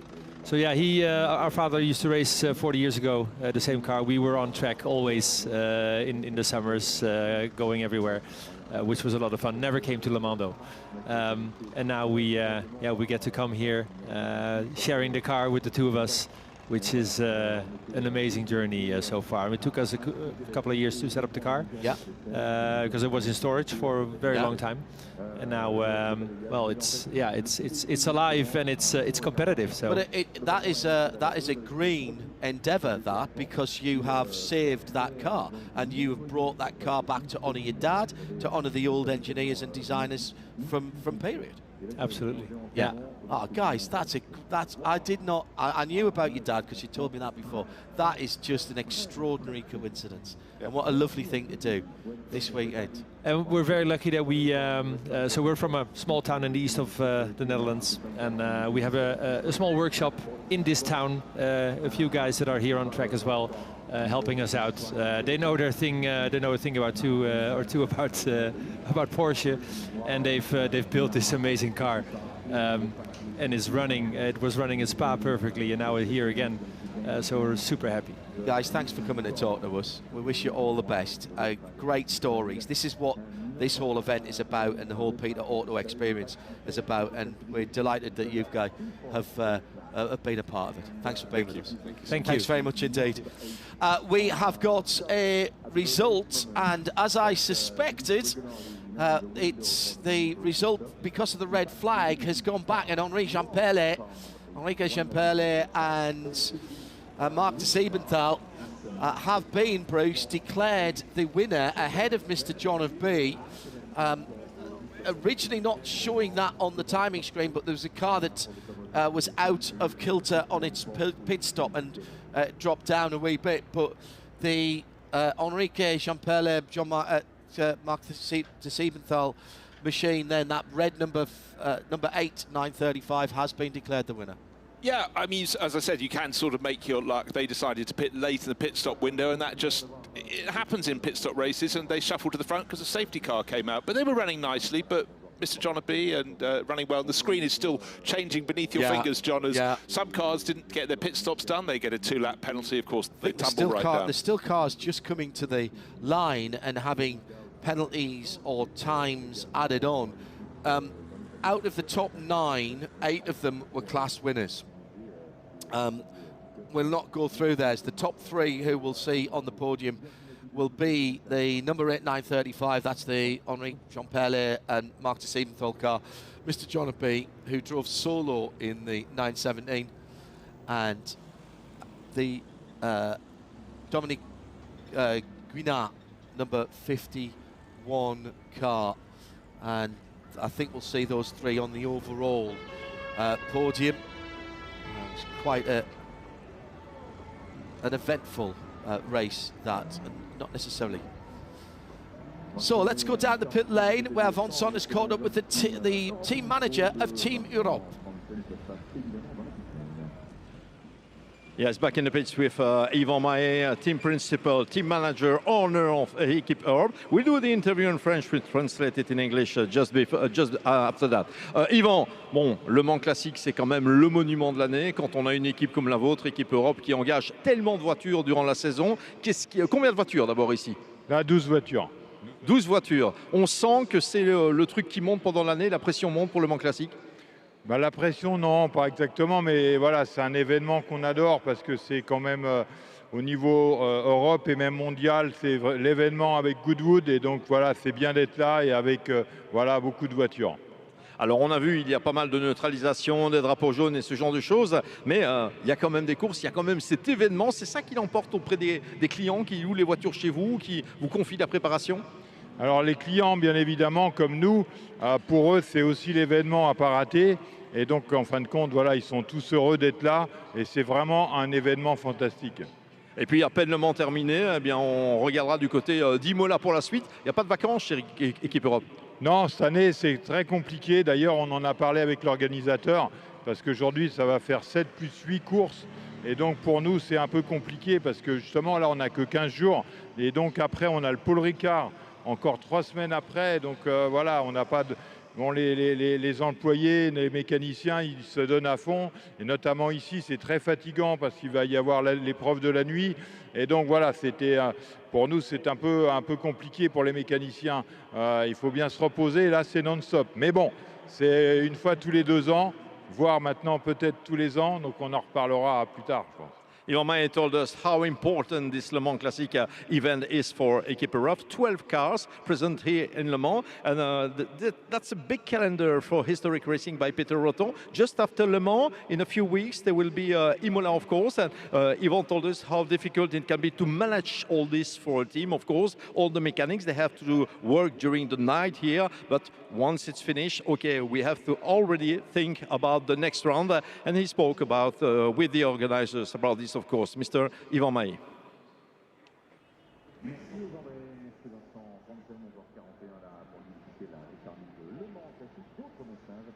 So the adjusted results then for that Porsche Classic race, taken back to the previous racing lap. Henri Jean-Pierre and Marc de Siebenthal on the top of the pile.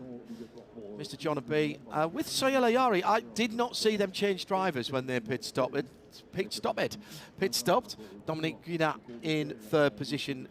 A variety of class winners all the way down the field of 59 finishes, including down in 27th, Franck Deschamps in the lovely 2.3 litre ST, the sport touring car from 1970, and I think our final finish, no, it was Thomas Guyot in the 63, the 914.6. Yeah, the 9146, the little orange car from 1970. That was a class winner in GTS as well, and the final finisher in 59. But more than that, they have had their time in the sun, literally as well as metaphorically, here at Le Mans on the full circuit, with the kind of history that Porsche have at this place. To do that in a full field of Porsches, something very, very special indeed.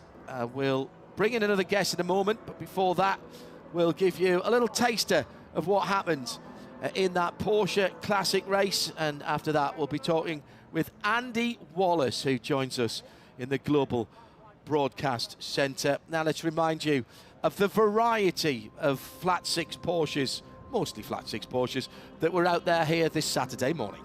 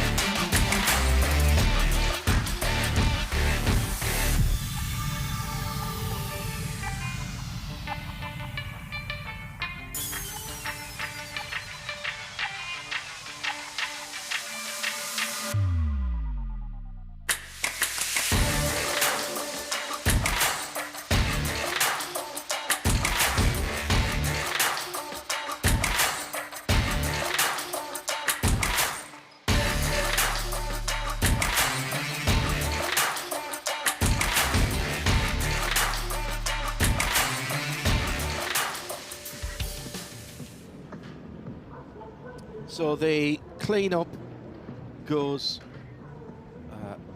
continues on the circuit, and that gives us the opportunity to do a bit of cleaning up ourselves and get down to the pit lane and have a chat with our winners in that category, Henri Champerlet and Marc de Siebenthal, down with Vincent in the pit lane. Oui, avec Marc de Siebenthal. With Marc de Siebenthal at the end of the race, Marc, it's a little bit complicated. There was a red flag, so the result is the result one lap before, and it seems that you are the winner of the race. Yeah, that is a good news for you, and very happy to win the race. Just enjoy the race. It was fantastic. The track is just wonderful, fantastic organization. The car is wonderful. Very, very happy. Marc, is it your first victory in Le Mans? Many years ago. Overall, yes, absolutely. So we're very proud of you. Congratulations, Marc de Siebenthal. Voilà, première victoire effectivement au classement général des 24 heures du Mans. On reste attentif à l'évolution de ce classement. We will keep very focus of the attention with the overall classification of this race, of course, after the red flag. But it seems that car number 8 won the race. Yeah, exactly right, Vincent. Thank you. The red flag coming out as they were leaving the pit lane, or on the outlap from their mandatory pit stop, goes back to the previous racing lap when they were scored. They were in the pit lane, but they'd crossed the line, so they were scored as the lead whilst they were taking their pit stop, and Mr. John B coming through to take the lead back. It'd been interesting to see what would have happened had we got a restart, Bruce. I was just thinking it might also be fortuitous where in the pit lane they stop for their pit Well, stop. exactly right. No, that's exactly so. If they crossed the line. We've got a bit of a moment, actually, and rather than waste it, I'm delighted to say that we have someone here who knows, well, he's probably forgotten more about Le Mans than most people actually know. Although, in some ways, Andy Wallace, good morning. Good morning. In some ways, you did a lot to make your name and your reputation in the States. You and James Weaver went across there and kept it very quiet from everybody else in Europe because you haven't far too good a time, it seemed to me. Yeah, well, before I answer your question, it has to be said that you guys do an absolutely mega job. Thank you. You really do. And talking about me, have forgotten more than I ever knew about Le Mans. What about you guys? You are facts and figures, but not only that. I mean, whenever I hear your voice coming, I think, oh, this must be an important race. Honestly, seriously, I mean, that's how it is. So you know that already, and everybody else does. Bruce and Andrew do all the hard work going around and talking to people. I'm now in the situation where I've been doing this so long at Le Mans that the first race we had this morning in a classic Le Mans is the cars that I was talking about in my 10th year of going to Le Mans, and it's like, no, that can't be right. But it is a special place, Andy, isn't it? Hey, it really is, and you know, so I did my 21 races between '88 and 2010, and so you're spot on for this new era of the classic. Yeah, I guess so. Yeah. So I mean, you get to come here usually once every 2 years, isn't it, with classic? But when you roll out the pit lane, and especially, well, it doesn't matter what you're driving, but it's particularly nice in a D-type. You roll out the pit lane, and especially when you're going down the straight, it all comes flooding back. And actually, there isn't a track in the world where you can have this such high speed for such a long part of the lap. The other thing too is in the dark, the headlights are worse than useless. You don't see anything. But all those laps you did back in your muscle memory, Andrew. Exactly. You go, okay, well, I know it's coming up soon. Oh, there it is, and you kind of do it by braille. But no, but it is, honestly, it's a really special place. And just to see, I mean, what was it, 235,000 people that attended the last time we had a race here. There's so many people, and they're all knowledgeable people about the sport, so it's brilliant. Yeah, we were talking about this on the way down because, you know, people will have their favourite period of history, possibly according to their age and what they watch, but they want all of it. But the car club elements are huge, and for so many people coming down, particularly from the UK, we saw phalanxes of cars.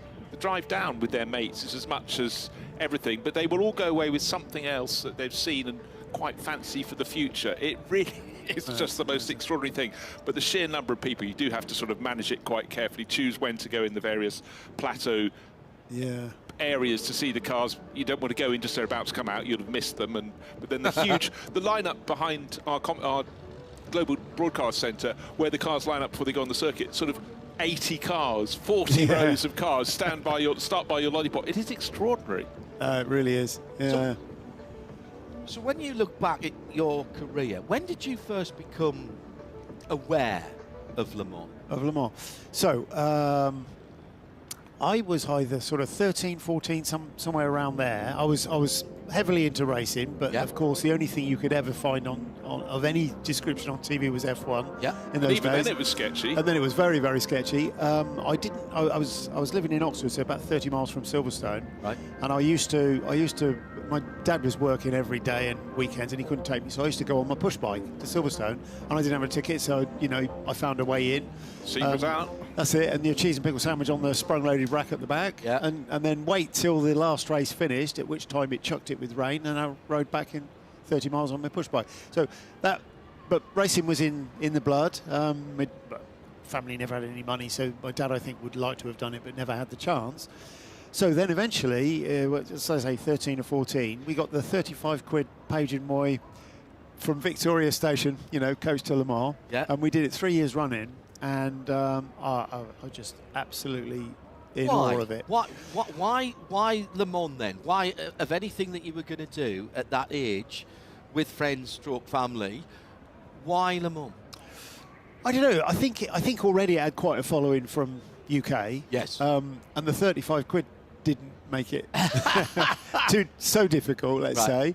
Save that up from your paper round. Yeah, you could. Yeah, and so I mean that was good. And then on top of that, as soon as you get here and you see things are a little bit different from they are in the UK, and it's exciting. And then you see the start of the race, and the cars are going so fast. And then it gets dark, and they're still going so fast. Yeah. And you can't, it just bites you immediately. Actually, the BBC radio with a guy called Robin Richards, who was the #2 to the famous Raymond Baxter, they did a lot about Le Mans back then in the 60s. And that's how I got my interest in it, was hearing him, because he was a great broadcaster. But I want to say to Andy, because the big thing about you is the first time you go and raced here, you won the race. Yeah, but see, now when you say that, it just means that, and then from then on I got worse, right? Yeah, thanks. Well, it's not quite like that, Andrew, no. Because, of course, and everybody's got stories, and you shouldn't tell them, because there's only one winner, and the winner deserves to win, and he won. But there were quite a few times when it was very, very close, and it just missed. Really? Yeah. So, had a bunch of class wins, but the couple of overalls just missed. It was a second and a third, and they were really close. They're really annoying. They are annoying. Well. Yeah, they are. But, hey. Andy Wallace is with Andrew Mariott, Bruce Jones, and me, John Hindhaugh, in the booth at the moment. He's going to stay with us for a little more chat before we get towards the Group C's. But let's head back out into the sunshine and to Vincent, who's in the pit lane. On the podium of the circuit of the 24 hours here in Le Mans with Frédéric D'Egidio after this Porsche race. It was a complicated race. We will do the interview once again in French and we'll translate it later. Frédéric, course assez compliquée. On l'a vu, beaucoup de neutralisation, beaucoup de slow zone, le drapeau rouge pour terminer. Vous avez vécu ça comment? C'est une super course. Il y a des drapeaux jaunes, pas des drapeaux jaunes, des slow zones. On est au Mans, on roule sur le grand circuit. On a une chance incroyable. Merci à tous les fans qui sont là parce que vraiment c'est incroyable ce monde, cette ambiance. Merci à tous, vraiment. Et puis un bon résultat puisque vous êtes première Porsche atmosphérique apparemment à l'arrivée. Apparemment, ouais, c'est une surprise, mais ouais, c'est bien. Premier Atmo, donc super content. Frédéric, quand on parle avec les différents pilotes, ils nous disent Le Mans Classique, c'est le rendez-vous de la saison forcément. Pareil pour vous, c'est le truc que vous attendez durant l'année? C'est quand même particulier, c'est quand même Le Mans. Le Mans, ça a toujours une saveur particulière parce qu'on ne se rend pas bien compte quand on les regarde à la télé, mais il y a 80%, c'est pas un circuit. Les murs sont proches, la route, c'est une route, hein, c'est une départementale, donc vraiment, chaque freinage dans les Hunaudières, 300, 200, 100, 300, 200, 100. Donc chaque freinage, chaque tour, ça reste Le Mans. Ça reste Le Mans. Frédéric D'Egidio told us that this was, yes, a complicated race with many yellows, many slow zones, of course, but he said, we are in Le Mans, we know it's a difficult track, we know it's a long track, of course. This kind of thing happened. That's race, of course. He was first of the normal aspirated engine at the end, of course, and it's just magic to drive on Le Mans circuit on normal roads with a race car. It's something incredible. The braking points to 300 to 100 meters, and then you have to brake each lap. It's something absolutely magic. Frédéric D'Egidio. I'm so disappointed nobody has yet said, when asked about Le Mans, that they just haven't quite got there. The classic Le Mans, c'est Le Mans. Andy, I've got a question Andy for Wallace you. with us. I mean, we think you're a great sports car driver, success over in America, you're winning here, but you were a star in Formula 3000. How close did you get to Formula 1? Yeah, not so much in Formula 3000. Formula 3, yes. Yeah. Won the British F3 in '86, then went to Macau end of the year and won both heats of the Macau Grand Prix. I'd written lots of letters to Formula 1 teams, and back in those days it was F3 to F1 was quite a common step. Yeah. F2 was a bit cloudy, and I went and knocked on a few doors, and I was actually offered 2 drives in F1. It was Arrows and Tyrrell, and they just wanted $600,000. Yeah. Now that's fine. Yeah, and if they'd have said 6,000, I would have not been able to raise that. But because it was such a struggle to do F3, and it was on a real shoestring on a very, very small budget. And then so I got an interest in sports car racing, as we said from before. But during that Macau race, I don't know if you You can find the clip on YouTube, but it's within a group of videos, and I can never get back to it. But Jan Lammers, you know, there were guest drivers coming to Hindhaugh, so Jan Lammers was coming back down from F1 and from the sports car. It was a bit like the Formula Ford Festival of F3, wasn't it? Yeah. Like a Super Bowl of F3. Yeah, it was, with a lot of other celebrity drivers coming in. So Jan was ahead of me in the first heat. You know, it's 2 45-minute races basically, because Formula 3 can't go that far. So he's ahead of me, and it was when the first corner was Lisboa corner. Yeah. So I'm chasing him, and then on the last lap we cross the line, I go, I've got to do it this time. So I'm all over him like a rash, and he's got the best car control of anybody I've ever met in the world, ever, even to this day. So, but he's looking in the mirror, he can see I'm coming, so he just broke as late as he possibly could. And when he did it, he locked up the rear. It was so late, he locked up the rear, and he just got his left rear wheel on the white line before Lisboa, and it's very wide going into very narrow. So he's now lost the car, but as it's Jan, he's not going to lose the car. So he won't lose it, but he will hit the apex barrier head on, right in the middle, because that's physics. So I saw my chance, dived down the inside, bang, front wheels, back wheels, front wheels, knocked him straight past him. So I go round, win the race, and afterwards he comes to me, he's like, oh, that was brilliant, thanks for that. I was going in the wall, blah, blah, blah. So second heat comes on, and I just disappeared. But anyway, we're on the podium at the end, and having a chat, and Jaguar were looking for another driver. And so my big into sports car racing was via Jan giving me the good word. Yeah. Amazing. If you don't recognise the voice, it's Andy Wallace, who is with us here talking about his journey and how much Le Mans means to him. We'll fire some more questions at him. We've got Group C coming up in a little while. Good morning for the last minute or so of it from the 2025 Le Mans Classic here at the Circuit de la Sarthe. Good to have your company. One of our new features this year is we're able to cross down and link up with our colleagues on the public on the PA system. That was the word I was looking for. And Vincent is on shift at the moment, and he's with Håkan Rudolph down in the pits. On the podium of the Le Mans 24 Hours here with Jürgen Rudolph. Jürgen is the winner of the Index of Performance at one of the category, one of the classification of this Porsche race. That's a regular competitor of the 2-liter Cup during the year. Jürgen, what's the feeling? You will be on the podium, first step in the Index. It's a very good feeling, sure. One of the best feeling. We do racing for fun, but to be on the podium is always is great. Great feeling. Thank you. Your car is a little car, 2-liter car, of course, when we see the machine, the 934, 935, and so on. But it's very fun because there are lots of competitors of the 2-liter Cup here. Yes. We are a big group of 2-liter Cup drivers. I think it's one of the best series of Peter Auto because we do the best for our cars. We try them to make very competitive, and also I think a few of the best classic drivers are there. So you can learn a lot also. What about your race here? Was it not too complicated with the safety cars, with the yellows, with the full course yellows and so on? How was it in the car? Yeah, and the first half of the race was exciting. I was following my concurrent, number 10, 2 friends of Colombia, but I didn't catch up. But after the pit stop, there was a line to follow, and I could catch them then. Then come the safety cars and the red flag. So in the end was narrow, but lucky. So it was a battle between Colombia and Germany, and the winner is Germany. Sounds like something from the World Cup finals rather than down here at La Sarthe. Andy Wallace is with us, Group C coming up. We'll talk about that in a moment. Yeah. Andrew? Well, I was just going to ask you, Andy, because the Group C is coming up and there's no Jaguars in there. It used to have lots of Jaguars. I just wonder whether I've had complaints from somebody who works for Jaguar Land Rover. Where they all parked. Well, yeah, I wonder. And actually,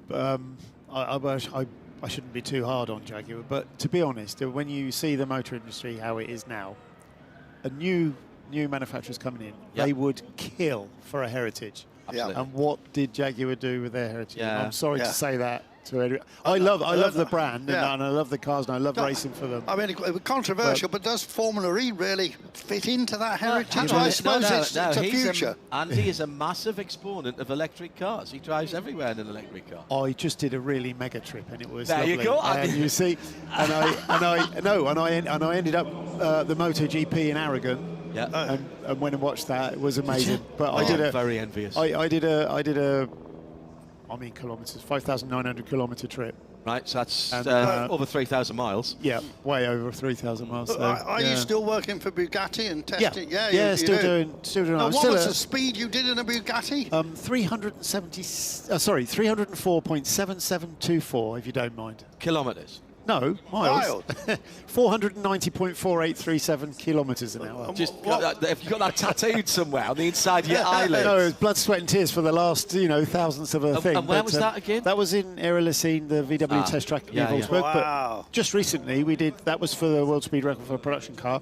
Then we did the World Speed Record for an open car in November in Papenburg in Germany. 282.04 miles an hour with the roof off. It's quite windy. So you're going to be racing the Jaguar D. Yes, You won last 2 years ago, but you were telling us it seems to develop. You're on pole, but it might not go smoothly. Yeah, actually, I'm on the front row next to Manuel Pirro, and he beat me to pole, but so we're on the front row. But it's a lovely car. It's amazing to drive. Scary, but it's amazing to drive. But unfortunately, it's developed a misfire, which, when you get this on an old car, sometimes you can chase it all around and you can never find it. And I got a horrible feeling. You can't plug anything in. I know you can't plug anything in, so I'm not going to know if it's misfire until we get out in the race, and I won't know behind the safety car either. Does it as we have the podium here, we'll just let the national anthem play. Lovely trophy. Yeah, very lovely trophy.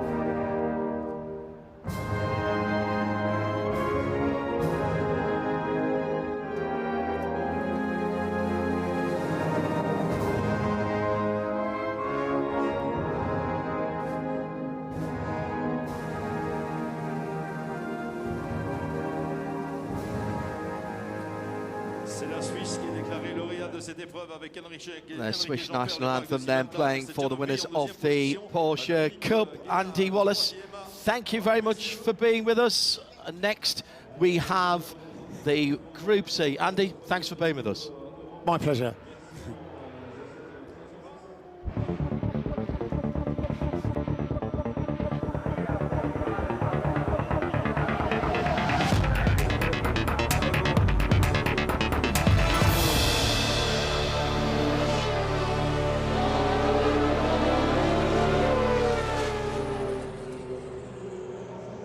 Beautiful weather is greeting us for Le Mans Classic 2025.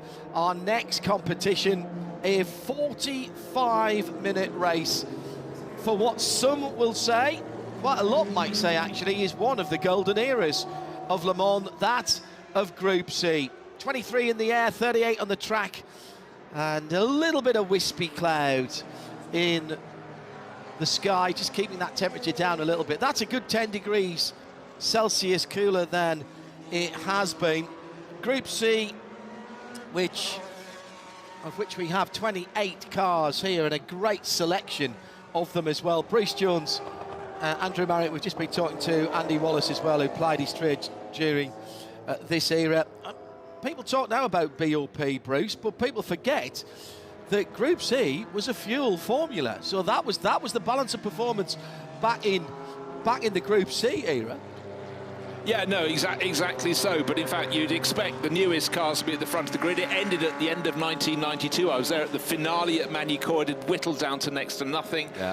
Lola T 92.10 was the car of the time, but it was battling against the Peugeots, and there's one of those further down the order, in fact down in 11th position on those 905 Evos. But really it started as a fuel formula. Some of the drivers hated it in the early days, but it wasn't the first time cars that raced at Le Mans had to fit a certain amount of fuel in and no more. You know, in the early 70s they had it as well, the year the Mirage did. But you think Porsche 956s, Porsche 962s, but it was those that raced against them, and particularly in the Far East, the Nissan R90 was a rocket ship. And then, of course, you had the various other classes with C2. Best of those is Jack Fabi and his Tiger, starting from, let me see, 14th position, halfway down this grid. So the subclass as well, but for a lot of people of a certain age, it wasn't just the Porsche 962 or the 956 that stood out for them. It was all the customer cars. They weren't always quite the same spec as the works cars, but over the years they became so. But the proliferation of cars that could perform the job, it was a magical, magical time. Noticeable by their absence, as we mentioned to Andy Wallace a moment ago, before we started our coverage of this race. No Jaguar, no TWR Jaguars, no Jaguar racing cars. There are some out there. There are some in private hands, and we have seen them in the past, Andrew Marriott. And Sauber Mercedes as well. No, was fitting Saubers. nicely. That was going to be my next one, yeah. 3 years ago at this event was about 6 of them. Yeah. And they were all, you know, V8 ones, V12 ones, everything. I don't know where they've all gone. Maybe they're being rested. Very interesting story with a pole position car, which is a Lola, obviously a British-built car. It's going to be driven by a Dutchman. This car was run by a Dutch team, but it was also designed by a Dutchman, because Lola had a designer called Hindhaugh, yeah. And he designed this car. Well, he allegedly copied an XJR14 to a degree, certainly with the aerodynamics. So anyway, the What engine is that running then? The Heart. No, the Lola. The Lola. The Heart's Lola.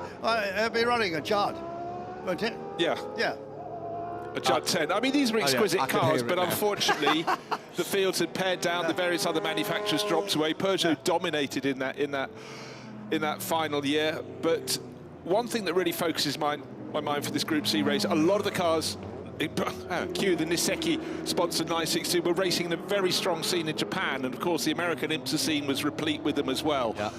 And you were accustomed to the races, the World Sports Prototype Championship, I think that was a title back in the day. But in the States, of course, in IMSA, they raced on some circuits that were so temporary they almost didn't last through the course of a meeting. You know, famously with manhole covers lifting up, and but it was a great time. At Circuit Shield Villeneuve, where the ground effect cars pulled up a manhole and split the bottom of one of the Jaguars, I think, and it was a massive fiery incident. And again, we're talking about ground effects. You just mentioned there, the Lola just coming through behind the pace car leading them around. Effectively, if you blink, it could be like a Formula One car with bodywork over the wheels. Yeah, that's a 1992 car. The car that's on pole was raced in period by Cor Oyser, and Cor is here still racing all these years later at this meeting, but not in that. No, you'll never stop Cor from racing, that's for sure. But Charles Volsman was the driver at the wheel at the time. He had a checkered career from outside the car, but at the time he wanted to race at the top, and he did. That very season, just before the end of the season, he was arrested. Yeah. I was trying to allude to that and just steer past it, but well, it's in the history books. It's in the history books. So the Judd engine that's in that is the F1 engine.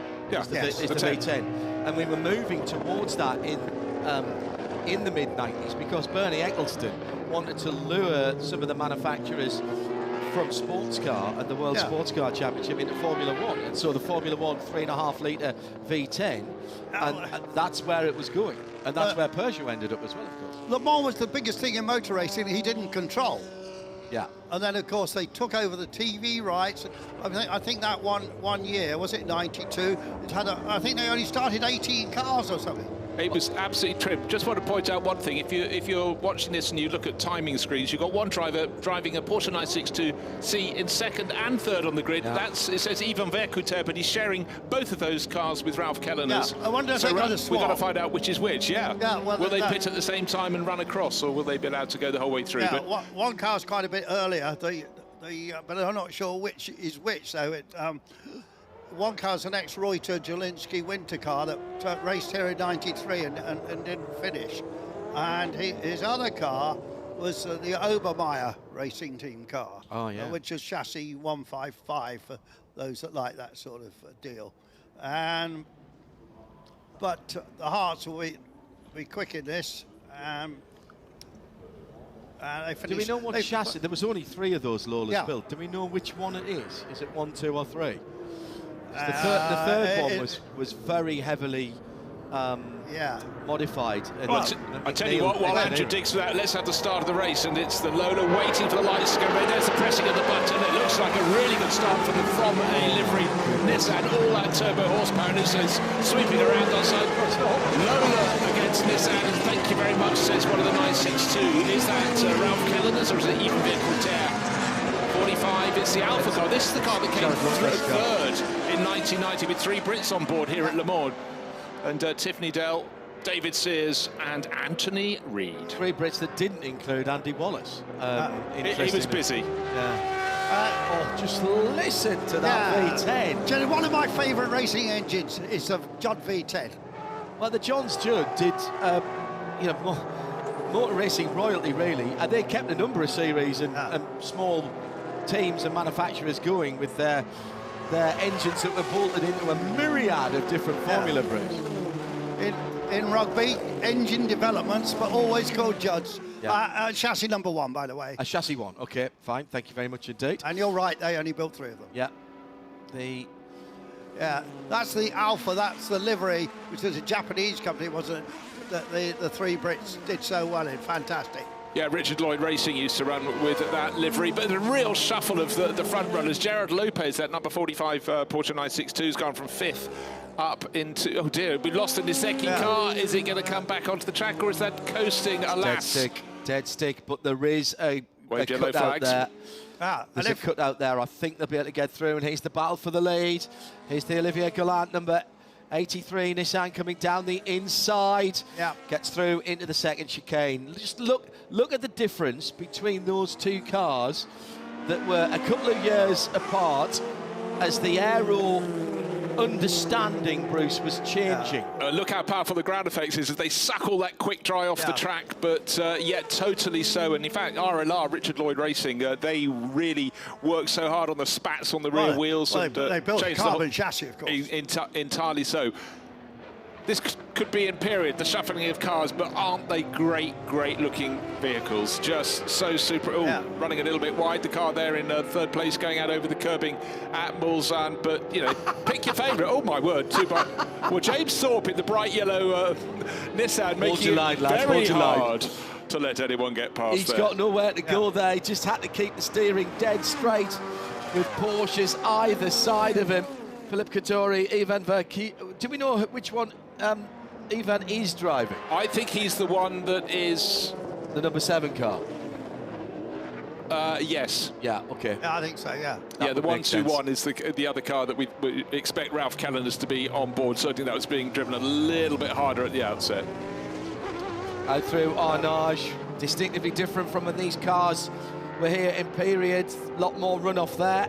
Used to be the garden fence of the house that is still there. It used to be pretty much backing up to the exit. There was barely a car's width of runoff at that point as the leaders come into the newly resurfaced Porsche curves, and there's been a... That's 2nd and 3rd because we've got Olivier Gallant pulling clear from quite some way down the order, the red, white and blue Nissan. There it goes, about 2 seconds behind. David Hart really pushing hard into the Porsche curbs in that 2nd place Lola. David's been an absolute stalwart of historic racing. This event, Peter Auto events, for well over a decade. Entirely. But he has a span of cars. A lot of drivers in historic scenes will take cars within a particular decade or something. But he's got such a rich love. He's just as great in a Lister or anything from the late 50s onwards. That's the white number 121, the 962C from 1990. With the Le Mans livery on it, Bruce. Yeah, correct. Spotted that down in the paddock. And one of the beauties of this meeting, you can get and see all the cars are exposed in their various areas in and around the circuit. Some great distance covered between the paddocks, as Andrew and I found out yesterday, in 30 degrees temperature. But you know, what an array of cars. And Momo, Giampiero Moretti's steering wheel company, particularly in the States, ironically, for so many years, they were just stalwarts. I haven't mentioned it yet. We've got a Grand Prix driver, former Grand Prix driver of this event, which is Jan Magnussen. He's sharing with the young Jack Fabi, British driver. The car is American-owned. Leading their class at the moment in 15th in the Tiger. And in Peter Autos, they usually win in this class. Also out in this is Klaus Abelin, who's turned his greater attention now to classic racing after becoming the first Ferrari team to win the Nürburgring 24 hours a couple of years ago without the assistance of the Ferrari factory and factory drivers. He's the meatball man, isn't he? He is indeed, Fricadelli. Absolutely. Fricadelli Racing, long supporter of Nürburgring long distance. That's an interesting Porsche, though, that particular one. Double zero car, Another carbon chassis. Yeah. Well, and the story of the 962 is, I mean, we could spend all weekend just telling that. Because there's books about it. Yeah, and there's still parts of the story haven't been told. It's an incredible racing machine, and in some ways, Bruce, the ultimate privateer car. People often ask me what was your favourite or what was the best car at Le Mans, and to me, a top-class Le Mans car has to have been available to privateers and had privateer success rather than just the factories, and that unfortunately lets out really sort of knocks on the head quite a number of contemporary cars where the factories will never let them go into private hands. Yeah, I mean, I very much think fleetingly at the moment we've got in the World Endurance Championship some people running, let's say, a privateer Porsche, but there won't be space for them. The grid slots will be occupied only by manufacturers. Of course, they have to enter something in the prototype class and something in GT3. That restricts it. But you know what? We all know for well, motor racing's cyclical. There will be times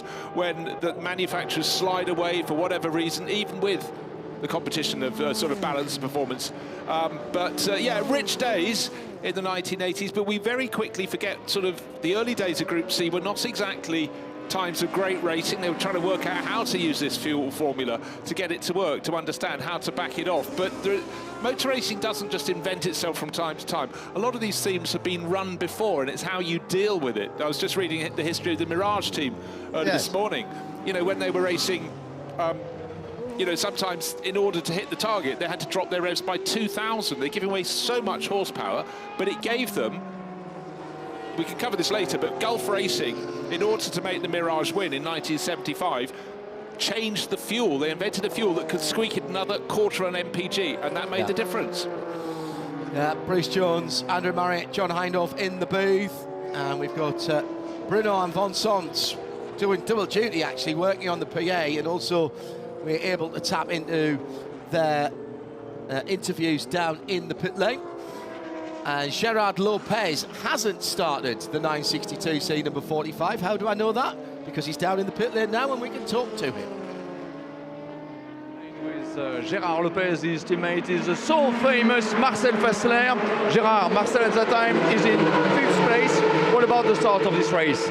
Yeah, we had a good start. I think we were second for a while, but it's all about fuel consumption here. So we're taking it easy the first, and then we'll see. But how is it to drive with Marcel Fassler? Of course, he knows how to win Le Mans. He's got a great experience. Yeah, we've been driving together for now 2 seasons. It's a lot of fun. Obviously, you learn from him, you know. And he's a good guy on top of it, so it's super, yeah. On va le dire un instant en français avec vous, Gérard Lopez. Bravo déjà pour ce début de course avec Marcel Fassler au dernier pointage en 5e position. Ouais, on est en 5e position. Après, ici, ce qui joue beaucoup, c'est la consommation. Donc nous, on a pris le pari de commencer un peu plus doucement, toutes zones égales, et on va essayer d'accélérer vers la fin. En tout cas, c'est bien. Vous l'avez un petit peu sorti de la retraite, Marcel Fassler. Vous formez un très bon duo. Ouais, on s'amuse bien, et en plus, c'est un super pilote et un super mec, donc c'est génial, ouais. Donc terminerez-vous sur le podium? Will be on the podium? Well, wait and see. Good luck. Thank you. So Marcel Fassler, former Audi Works driver, and as Bruno rightly said there, knows how to win this race in that number 45 Alpha 962. Just want to pick up during the last few moments, suddenly having a real charge from Philippe Kaddouri, the pink 962 seat. It's just moved ahead of Ralph Kellener's in the 121 962. And of course, David Hart still hanging on with that Lola 92.10, but still Olivier Gallon leading the race. But 4 seconds, it's coming down, and I really think Philippe Kaddouri, the driver from Hong Kong, has got something to prove here, and he's proving it very nicely. Interesting to hear there from Jared Lopez. It was a fuel formula back in it's effectively still a fuel formula in this 45-minute Yeah, I know, sprint. it's funny, isn't it? What he didn't say, of course, is we know Mr. Lopez, because he used to own a Formula One team. Lotus, Lotus and became Renault, a Genie Capital, backed a lot of drivers. At one stage, there were 7 Lotus Formula One teams at the same time. Yeah, They're all at Lotus. Yeah, but he is from Luxembourg, as he said on the interview. Look at this. Ralph Kellener's just made a move. Yeah. He was really catching a toe, but Philippe Kaddouri's not the sort of driver who backs off. So on this rather scary run up towards Indianapolis, the pink nose 962 just in front. This is one of the epic stretches of the circuit here at Le Mans. And Ralph Kellener's has just said, oh, right, okay, you're not rolling over. You got the CEO of Peninsula Hotels Well, he's looked up, he holds on to it through the bank left-hander at Indianapolis, so-called. He is a massive commitment driver in one of the earlier races. We saw him Oh, a big that was a switch, big and again, commitment. he's gone too deep into Arnage. What's he got to do? Slot into the slipstream of Ralph Kellener's and see if he can use the toe. But Philip is a 10-10 driver. You saw it at Indianapolis, you saw it at Arnage. They've got a business when they're racing against a full-time pro. It's great, isn't it? Yeah, no, it's phenomenal. Into the Porsche curves, where the bump on entry about here has now gone because the whole stretch has been resurfaced. But at the change of surface, it's not just a little bit of a bump, it's a massive change of grip level there as you're turning into the first of the double left-handers in the Porsche curves over the bridge. But just a tiny little lock-up and went on a little bit too far. That would have been scraping the wall back in the old days. Yeah. Bit of a shout out for Aaron Scott and Scott Sport. They're running the lead car. And our original race that we did, John, at Barcelona, I credit it to a different race team. So apologies to Aaron Scott. So Olivier Galland leading by just under 4 seconds. Here comes the Peugeot. This is one of the Evo 1 Beast cars from 1993. There, I mean, again, just a little different look, designed with the help of Dassault and their composites department. That low-slung rear wing that was the XGR14, the Lola that we were talking about, and also the Toyota GT1 as well. Some of my favourite cars here at Le Mans. Just had a real purposeful look, and considering it was an aerospace company that helped them build it, it looked like weaponry that could be hung below the wing of a fighter of some description. Let's get back down to the pit lane for some more atmosphere. Here's Bruno. With Michel Lecourt in the pit lane. Unfortunately, the former Trust Racing Porsche is stopped. I should say, on va le dire là en France un petit instant, Michel Lecourt, décidément, c'est une matinée un petit peu triste. Tout à l'heure dans la course des Legends, vous avez connu quelques mésaventures avec la Ferrari. Et là, malheureusement, la Porsche est arrêtée. Pourquoi? Alors d'abord pour contrôler un problème que j'ai ressenti à haute vitesse qui concerne des vibrations dans le train avant. Donc par sécurité, j'ai préféré rentrer pour qu'on fasse une vérification. Et en même temps, puisque de toute façon le classement ne compte pas pour nous maintenant, j'ai demandé à Raymond de reprendre le volant à ma place pour qu'il puisse donner ses impressions et peut-être aussi compléter ce que j'ai ressenti moi. Maintenant, on a un autre problème, c'est que la voiture ne veut pas redémarrer. Donc je ne sais pas ce qui va se passer. Ah bah mince alors. Donc là, pour l'instant, la voiture est arrêtée. Il y a des samedis matins comme ça où ça passe pas vraiment. Hein. Et il y a des années, des fois c'est des jours, là c'est une matinée. Mais bon, on en espère de meilleurs. Absolument. Merci, Michel Lecourt. So, to the question, what's happening? Michel said, I had very bad sensation about the front wheels of the car. I decided to stop. And even if now it's not really important for us about the classification, I've asked to Raymond Narac to take place in the car even before the mandatory window for the pit stop. But unfortunately, and we don't know why at the time, we cannot restart the engine of this Porsche. So wait and see. But of course, we hope to hear the engine of this Porsche and to sit back on track as soon as possible. Yeah, vibration from the front end reported there. Jean-Marie Brizard in the Tiger GC289 from 1989. has just had a little spin up at the top of the hill, and just before that, the Spice Tiger, Vido Dumari, almost had an accident. He had an off, but didn't hit anything. He had a save, and then he saved the save, I think. Yeah, very good, yes. John, just before we went to the interview, we were talking about the Peugeot, and I'm a bit surprised that Maxime Guenard is not higher up in that car. That was the car that was raced in, was it 92? Yeah. 93, 93, sorry, by Alio, Jaboué and Baldi. But later it was raced by Keke Rosberg. You remember Keke Rosberg, didn't it? And that's effectively got a Formula One engine in it, of course. Well, it would become a Formula One engine, absolutely, by 95, and the change in the Formula One regulations. It was all very political at that stage, with one Bernard Charles, born on the 28th of October. I noticed the Magnussen car that Magnussen will take over has moved up into the class leaders. There we see a replay of that 107 going round. Now it's Jean-Marie Brissard. And meantime, that beautiful black Haviline car going through the Arnage section, chased by a couple of the Nissans. Electromotive, of course, in the States, ran those cars. RML ran one here. Yeah, as well. There's Xavier Micheron being chased very hard by Richard Mines. And again, you can see the evolution of the cars over the space of literally a year, always tinkering with the aerodynamics. And where they're most important, Le Mans. What race they most want to win? Le Mans. Get them right for here. So you do get these incredibly low wing settings. Not so much on the Spice you're looking at there. The car in front, the Kenwood liveried 962, literally almost no wing. It's almost dead flat. Yeah, and I'm confused about a Kenwood car, famous for hi-fis, and particularly car hi-fis, that's been driven by somebody called Becker, which kind of doesn't work for me. But maybe there's a story there somewhere in that. I mean, there were so many Porsches, Andrew, and you were talking about liveries earlier on.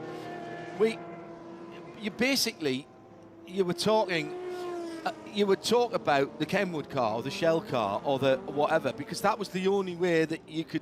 You didn't even talk about the teams, really. You just talked about the sponsors. Yeah, right. I think we're back to another. Oh, this hand is off and on again. Well, I think that was a missed shift or something coming out of the chicane by Xavier Micheron. Let's go to the president of the ACO. Here's Pierre Fillon. Yes, with an happy ACO president, Pierre Fillon. Before the first question, good news, Raymond Narac with a Trust Porsche, good restart. Pierre Fillon, bonjour, bravo, parce que ce matin, évidemment, dans la course des légendes, je crois qu'avec une Audi R8, vous avez terminé en 8e position. Oui, j'ai fini 8e et je pense que c'est une performance qui est pas mal parce qu'il y avait 79 voitures. C'est une voiture que je découvrais puisque c'était la 3e fois que je roulais avec, mais c'est une voiture extraordinaire. C'est pas pour rien qu'elle a gagné Le Mans 5 fois. Et puis là, on a le plaisir également avec vous de voir les voitures Groupe C. C'est un autre chapitre extrêmement important de l'histoire du Mans. Oui, c'est des années 90 à 2000, donc des voitures vraiment emblématiques avec des bruits, des moteurs qui nous rappellent toute notre jeunesse. Donc un plateau extraordinaire.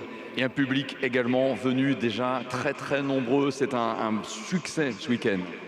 Alors un grand succès, on annoncera l'affluence demain après-midi. Mais on le voit bien, le paddock est totalement plein. Il y a des gens partout dans les tribunes. On a une météo qui nous aide. Et voilà, cette machine à remonter le temps qu'est Le Mans Classique fonctionne à merveille. I'm going to ask you one question in English. Congratulations for your race this morning with the legends. 8th place with an R8 Audi. Yes, it was like a dream for me to drive this car.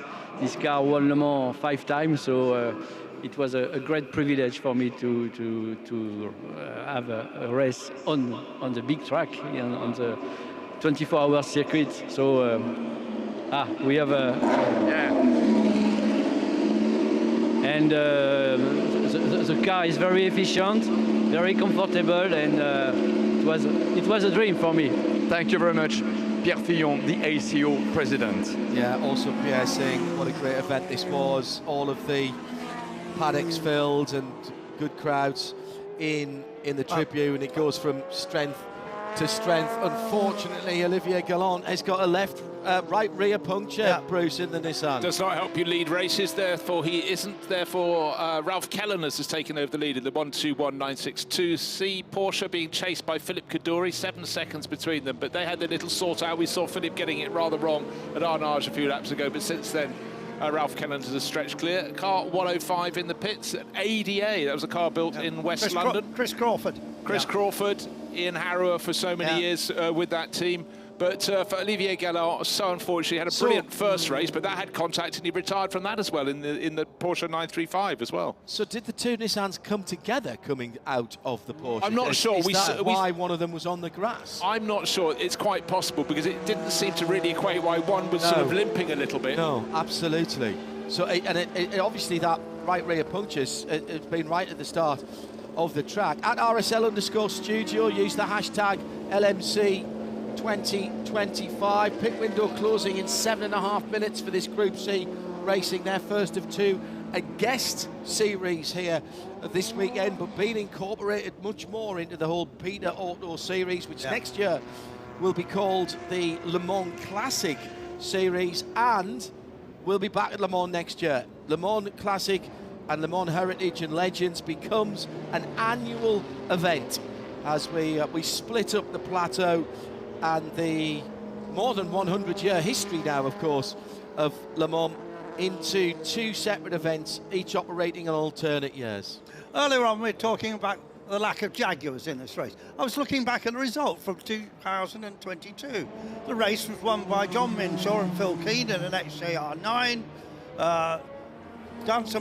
Christophe Dansenberg was second in another XJ Jaguar, and Galland, which just had that problem, he was third in an XJR12. So, last year, 2 years ago, the Peugeot won, but it had Eric Maris at the wheel. The Hart Lola was second, actually. So, anyway, finally the Nissans made it back, and what a disappointment for the young man Galland. His brother also races. I think he's a chemist by trade, but he's very much involved in the perfume industry, I'm told.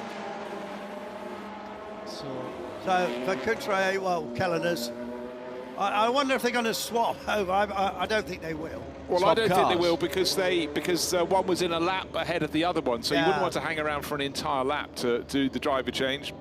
Car 21, Richard Clear entered car. Again, just this great diversity, all Porsche 962. That's a March 85G. Nice engine note. There goes the Lola. Not that I think it's going to make a great degree of difference, but I'll tell you that Guido Dumaret has got a 1 minute time penalty because he overtook before the start line in the Spice Tiger. That was the one that had the off, not off at the Ford chicane a couple of laps ago. Momo Porsche versus the Peugeot down into Indianapolis. I'm saying that. Neither of those cars have stopped yet. No, they haven't, have they? That's Lucas Alusa and Maxime Guinat. And in fact, that's Maxime Guinat's got ahead and now is in second position in the race. But they have yet to make their pit stop. 22 minutes to go, under 5 minutes for the pit stop. So these guys will stop this time around. I don't think they'll risk doing another pit stop. It's about 3 minutes 40, 3 minutes 50 for the cars at the front of the field, over 4 minutes for some of the slower cars in the C2 car. Let's get back to Bruno in the pit lane, who has David Hart to talk to. David Hart now. Olivier is driving the so fabulous Lola from 1992, but tell us about the first part of the race. Yeah, it was nice, although we're missing power. On the straight, normally I'm 20 or 25 kilometers quicker, but yesterday we had an issue in practice, in quali, and yeah, it seems a little bit better now, but not good enough. Of course, you've got to wait and see for the end of the race, but what about your expectation? Do you believe possible the victory? Yeah, my son is doing a good job, you will see.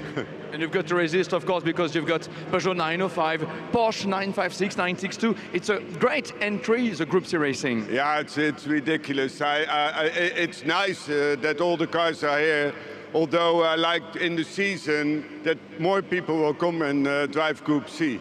Can you tell us in a few words, in some words, the atmosphere, the noisy atmosphere in the car with the jet engine?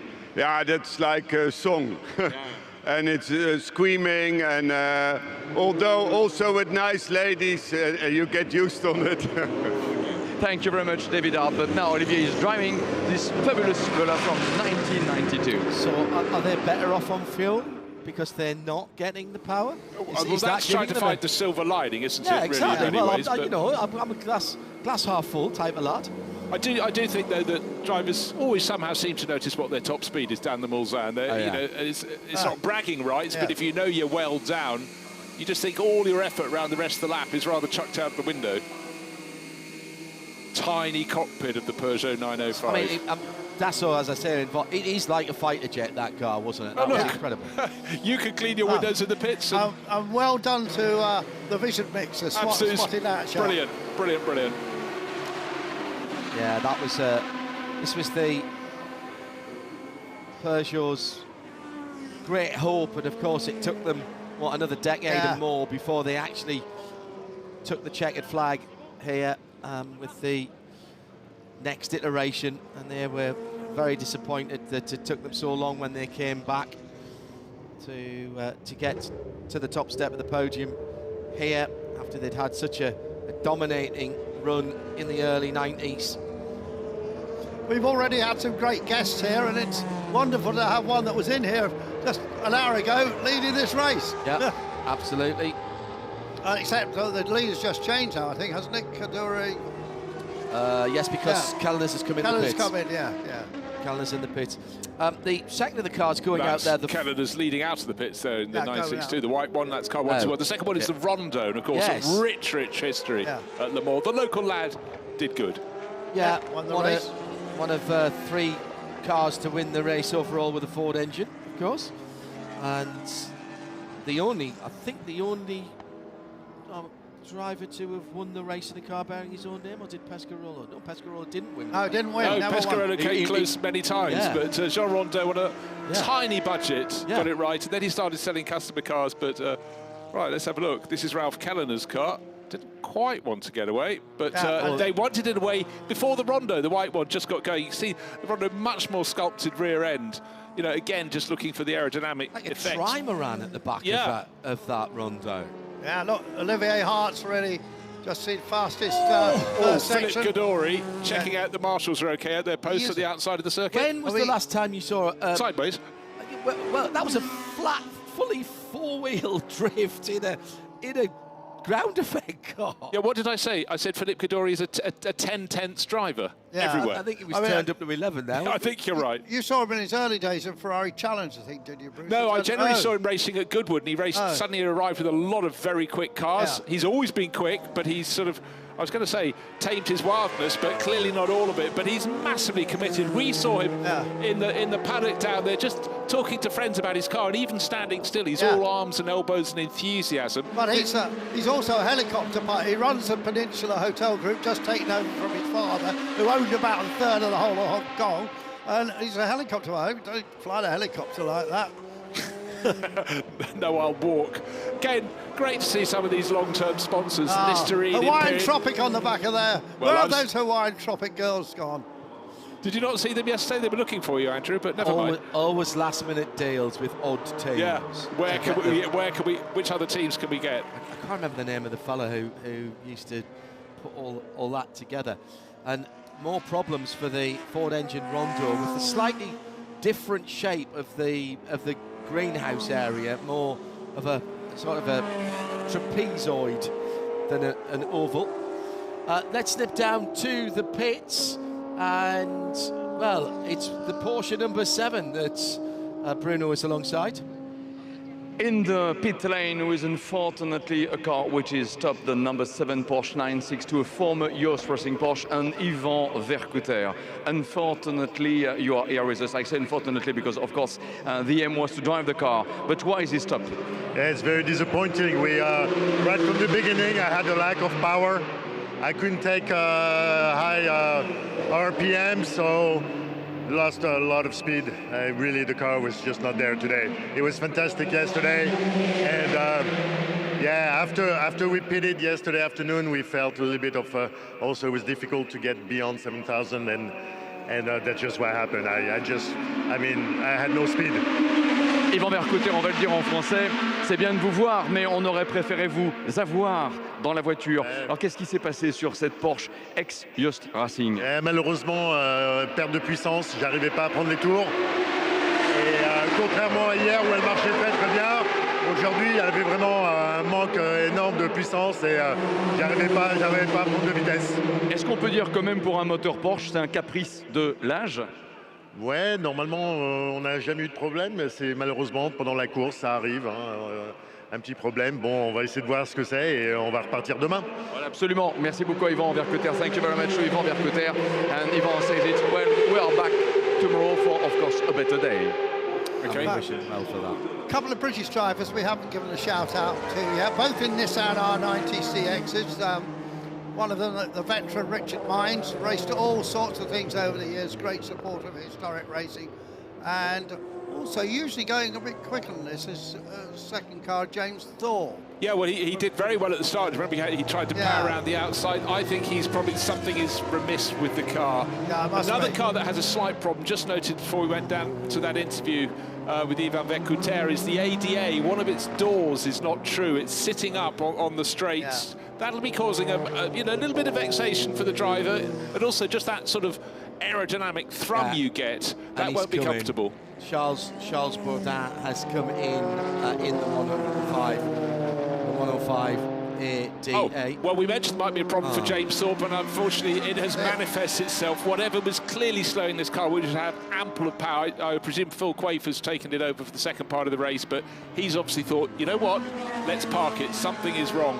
Fleetingly, we just saw the number 12, we were talking about the Kenwood livery. Yeah. This was a Porsche 956. Here it is, car number 12, that started its life race by a couple of Aussies, a Silverstone 1000, Alan Jones and Vern Schuppen, but then it came here with both Andretti's, Pere Fils and Philippe Alliot came very close to winning, but they had spent all their race watching in the essence of the day, watching their fuel consumption, because their car wasn't helped by being 20 kg heavier than the works cars, so that was an extra calculation.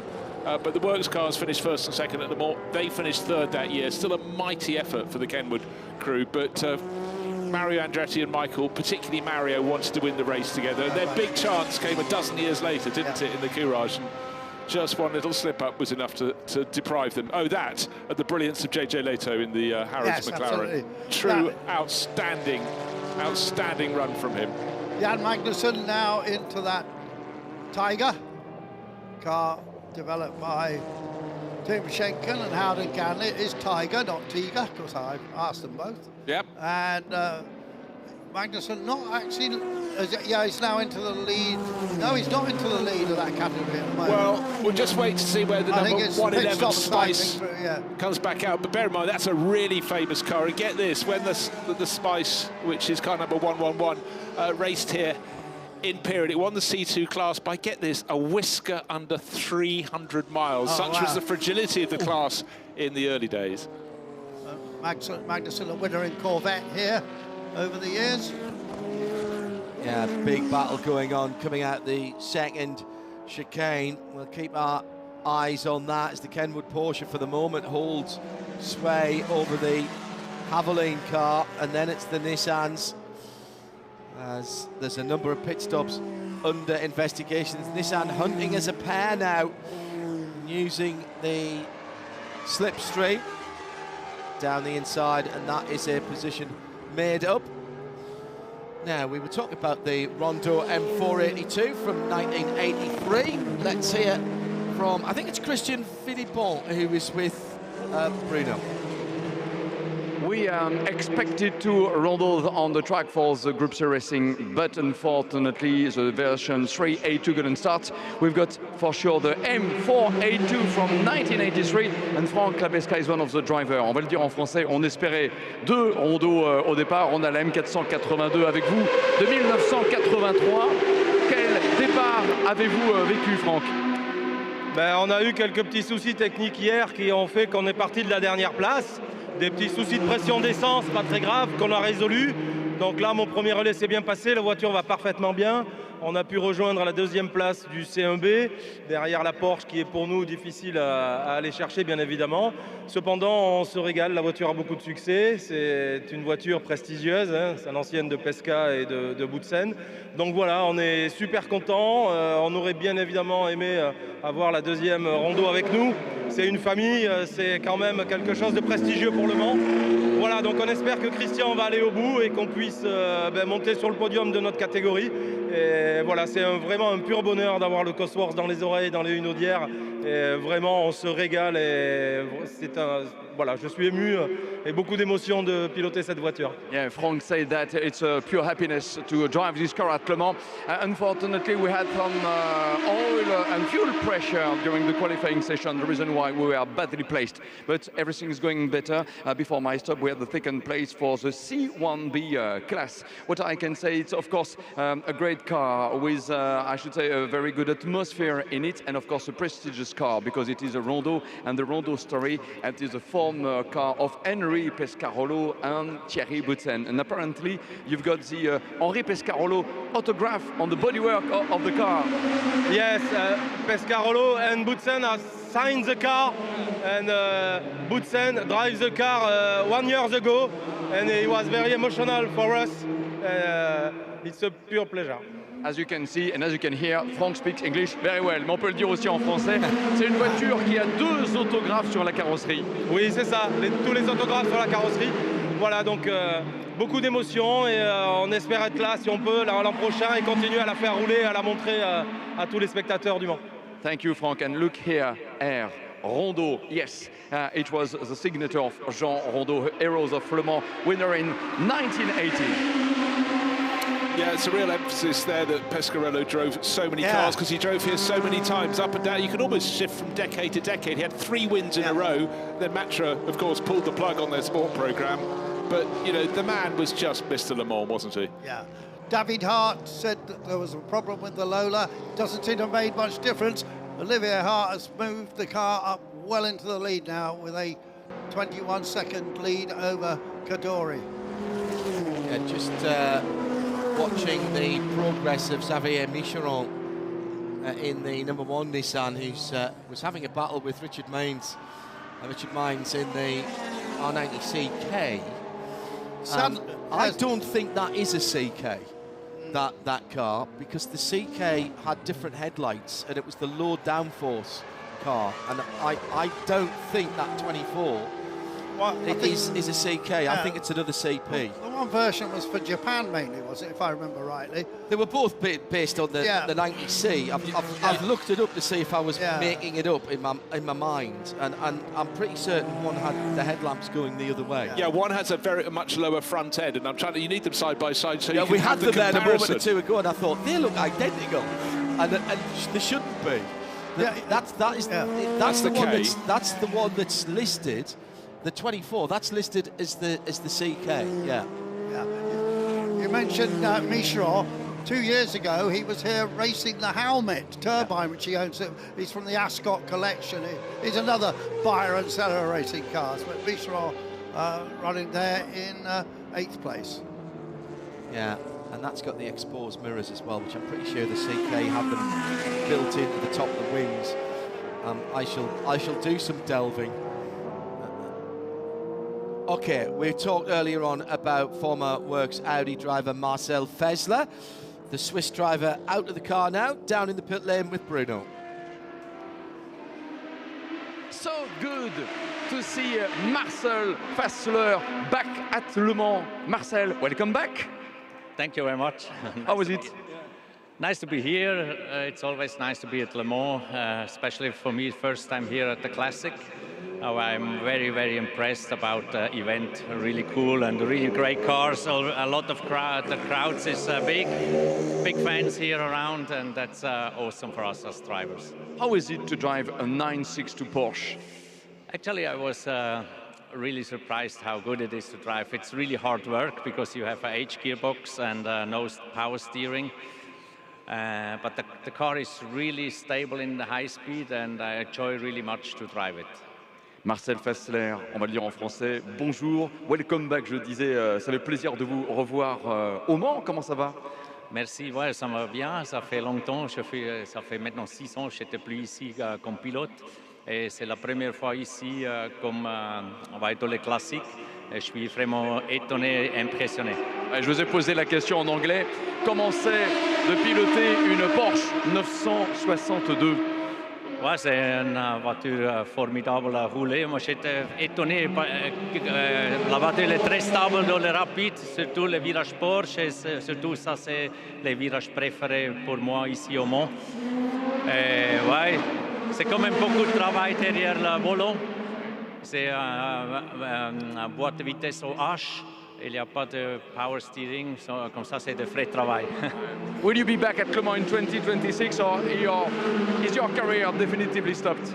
Non, je ne reviens plus comme pour les 24 heures du Mans, le 24 heures normal, mais pour le classique peut-être. Si, je reviens, mais comme spectateur. D'accord. Okay. In English, you will be back as spectator next year. Yes, I will be maybe back.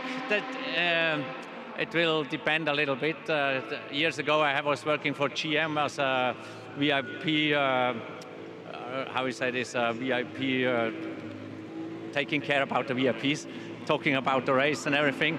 So, no, it's, we will see. It's always good to be back here at Le Mans, especially to see what's happened here around. It's nice. It's a part of my life here. That's part of your life. Thank you. Marcel Fassler, of course, we'll remember the picture of Marcel at Le Mans with Audi. André Lotterer and Benoît Tréluyer in the story. And also drove Corvette, of course. One of our features for Radio Le Mans this year was with Johnny O'Connell, who had nothing but good words to say about Marcel Fassler as a teammate, and that is praise indeed coming from Johnny Red. Now, earlier on, there was a push start in the pit lane with the Rondo getting a bit close. Yeah, but that was an unsafe release. And that has led to a drive-through penalty. Converted now to 30 seconds. So therefore, we've had a change at the front of the field. With 30 seconds added, Ralph Kellner's is now 28.5 seconds down. So you can see what 30 did, but that shows also Olivier Hart was getting closer and closer beforehand in that number 44 Lola, the T9210. So here's Ralph Kellner's. All he can do is get his head down, but the clock is not his friend. Only 3 minutes remaining. 3 minutes to go. Absolutely incredible sights and sounds from the Group C racing, one of our guest events here. And I'm afraid it's not good news. That's crabbing. It is the Magnussen car. The right rear suspension has given up the ghost on the Tiger. Was second in the class, chasing down the leader. And that is... Well, he's going to do well. Look at the right rear. Yeah. Yeah. Is that suspension or is it the wheel coming off? I'm not entirely certain as to whether that's a loose wheel nut and he's somehow keeping that on there, or whether he's got a lower suspension control arm that has given up the ghost. And he's lost the wheel, so it was the wheel nut. It's always worrying, isn't it, for a driver who's following to wonder where the wheel is going to go or how far it's going to bounce back. But luckily, it stayed on the grass there. Taking a bit of the bodywork with it as it went. Just showing how stiff these cars are, though. Well, that was a BRDC shield on the back of the car there. I'm looking at the suspension, and well, there's no nut left on it, so the wheel hasn't broken, as far as I can see. Big Buick V8 driving that car. So I'm afraid no luck for Jan Magnussen Well, we're talking about Corvette drivers, weren't we? And similar era to Marcel Fesler, who we were talking to, as that calamity befell the Magnussen car. So Lucas Halusa will move up to 3rd place. A week ago at Zandvoort, he raced a Brabham BT49, had a couple of wins for the first time in the car as well. I don't think he will move up into 3rd place. I think that's corrected time on this. Yeah, the times to be corrected. So he's 4th and he'll stay 4th. Oh, they're calendars. Okay. Yeah, they've added the 30 seconds to Ralph Kellerner's. They've added it on. I thought. Kellerner's Anyway, a doesn't second or take it so away quicker from the than fact the that leader. No, not at all. Lucas Halusa had, sensational last weekend at Zandvoort in a single-seater. One of the most beautiful racing cars of all time, a Brabham BT49. I know a lot of people who would not disagree with you for that, and I know others who would. Everyone's got their own in their mind. But, again, one of, I said. What I like, for the Halusa family, Father Martin and sons Lucas and Nicholas, they've got so many things they race, but it's the sheer number of decades that the cars they drive covers. So the different driving styles, and when we spoke to John Minter after being out of the Courage, he said a whole new mindset being in a prototype. Sunday afternoon drive, he described it in his E-Type Jaguar. But right now, is he trying not to do another lap? He's not going to get there. No, he's going to have to park up, and I don't think they'll How want can him he to work do that. Yeah. It's obviously got pit car They radio can that's go- working very well. No. Is he allowed to stop? No, he's not still really. moving. No, he hasn't stopped. He hasn't stopped. Never stops at the yellow Go. box. Who's next coming round? Ralph Kellerner's coming across the line just behind him. So victory by 5 seconds, I reckon, at the end of that race. 34 seconds actually. Plus yeah. So he'd be that. I suspect they were very tight on fuel there. Yeah. But I think the car continued to roll, didn't it? It was just. It didn't stop. You He do was, that, he you was do well, that, well out the way as well, the driver's right. Sort of thing we do in those hatch junctions. exactly. That you're not allowed to. So Maxime Gunat will be in 2nd. Kelder's will be demoted to 3rd with 30 seconds penalty for... Looks like happiness in the C2 winning cab. That's the Chawans from Argentina. This is the car that the one that won C2 in 1988 by 300 miles, give or take. Gordon Spice, Ray Bellman, Pierre de Toisy. But for the Chawans up from Argentina, well, they'll be delighted with that. Waiting for Xavier Micheron to come through in the number 1 car. That will be a class winner as well. In fact, Ralph Kellner still wins his class, by the way. Good. So 1st and 2nd in C3A were the first two. Sorry, not the first two across the line, but the two who were scored as 1st and 2nd. So David Hart and Maxime Cunat in the Lawler T9210, the Judd V10 machine, and then the Peugeot 905 Evo 1 bis, Evo alongside the Evo 1. Then the 2 Porsches winning Class C1A, the number 121, the Kellner's car, and 3rd in the top class, the C3A class, Lucas Halusa. So he will be on the podium in class. Then Xavier Micheron in the winner in C1A.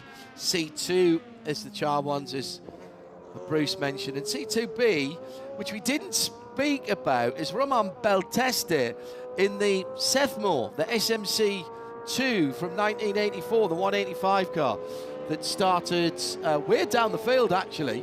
And by dint of getting around and staying out of trouble, was finished 16th. So that's at least 10 positions that car made up, and will win its class. Yeah, but they didn't put a wheel wrong. No. And that's what's required. They're never going to win the race. They won't get to win the outright C2 battle, but they did what they did. They've come for class trophy. Now, a couple of cars really seem to be struggling. I don't know if Olivier Hart could have continued any further. He should have been doing a further lap, of course, to come round at the end. Our race-winning Lola, so maybe he wasn't just playing around. He needed not to do another lap. He achieved that, but the fact that Ralph Kellner's, who was obviously chasing, the last 2 laps, Ralph's pace fell away, so I think he was also really feathering the throttle, so, hey, it's almost true to period. Yeah, absolutely. David Hart's last lap was a 4 minutes 20. He was doing 350s, and even Ralph Kellner's had dropped back a little bit. In fact, they were doing faster than that, weren't they? So they really did have to ease off. Now, Olivier Hart is out of the T9210. He pulled off at pit out, and there are so many cars trickling around at the moment that I do think that in fact, the Peugeots run out of fuel. That's the car from second. That the Peugeot has run out of one more lap. Well, David Hart has done everybody a favour here by not crossing round and going through. So Olivier Hart is standing by, I believe, down in the pit lane with Bruno.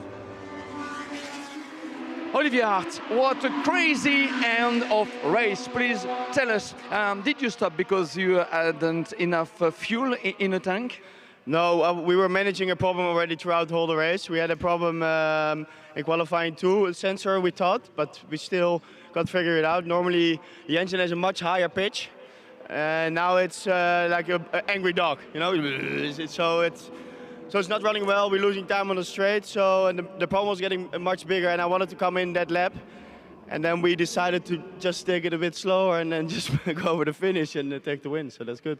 Okay, yes, the win, and the win, of course, is important in Group C races. Yeah, it's important. It's a very crazy race, especially with these cars going so fast, and winning this with the team, who did a great job as well. So yeah, I'm really happy, really happy. Already, Olivier, for sure, you're a very fast driver. Would you like to use this camera to send a message to, why not, Ferrari F Corse, Toyota, Alpine, I don't know, because you could be an hypercar driver. Yeah, that would be nice. So yeah, my name is Olivier Hart, so please invite me to do at least one test. It would be nice. Okay, it would be nice, for sure. Olivier Hart with David, winner with Lola from 1992.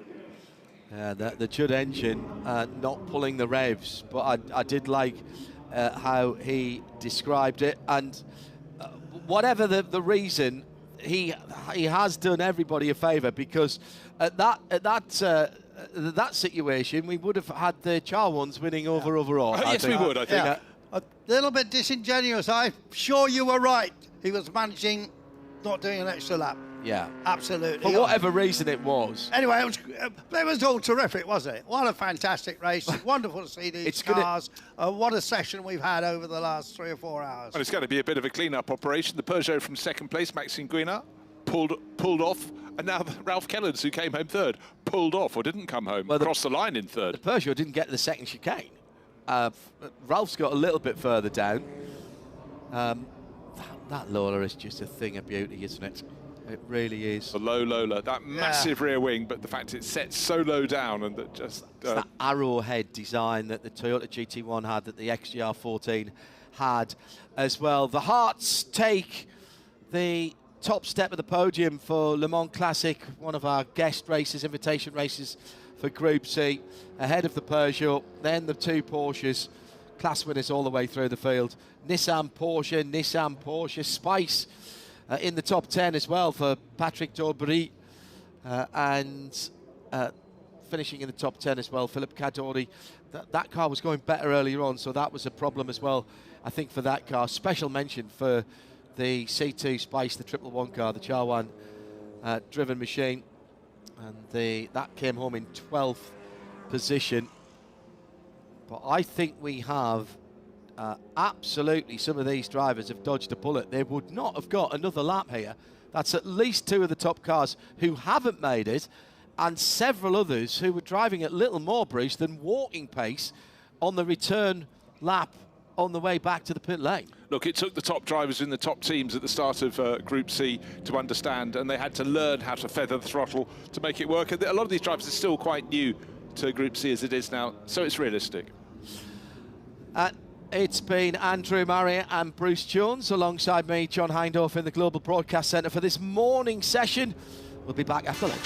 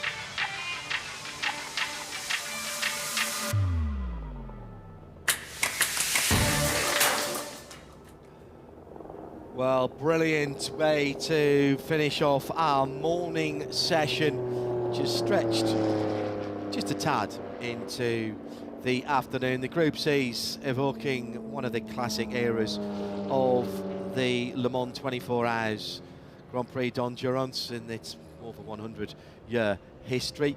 We're going to take a short break from Le Mans Classic 2025. Join us again this afternoon for the Plateau Racing.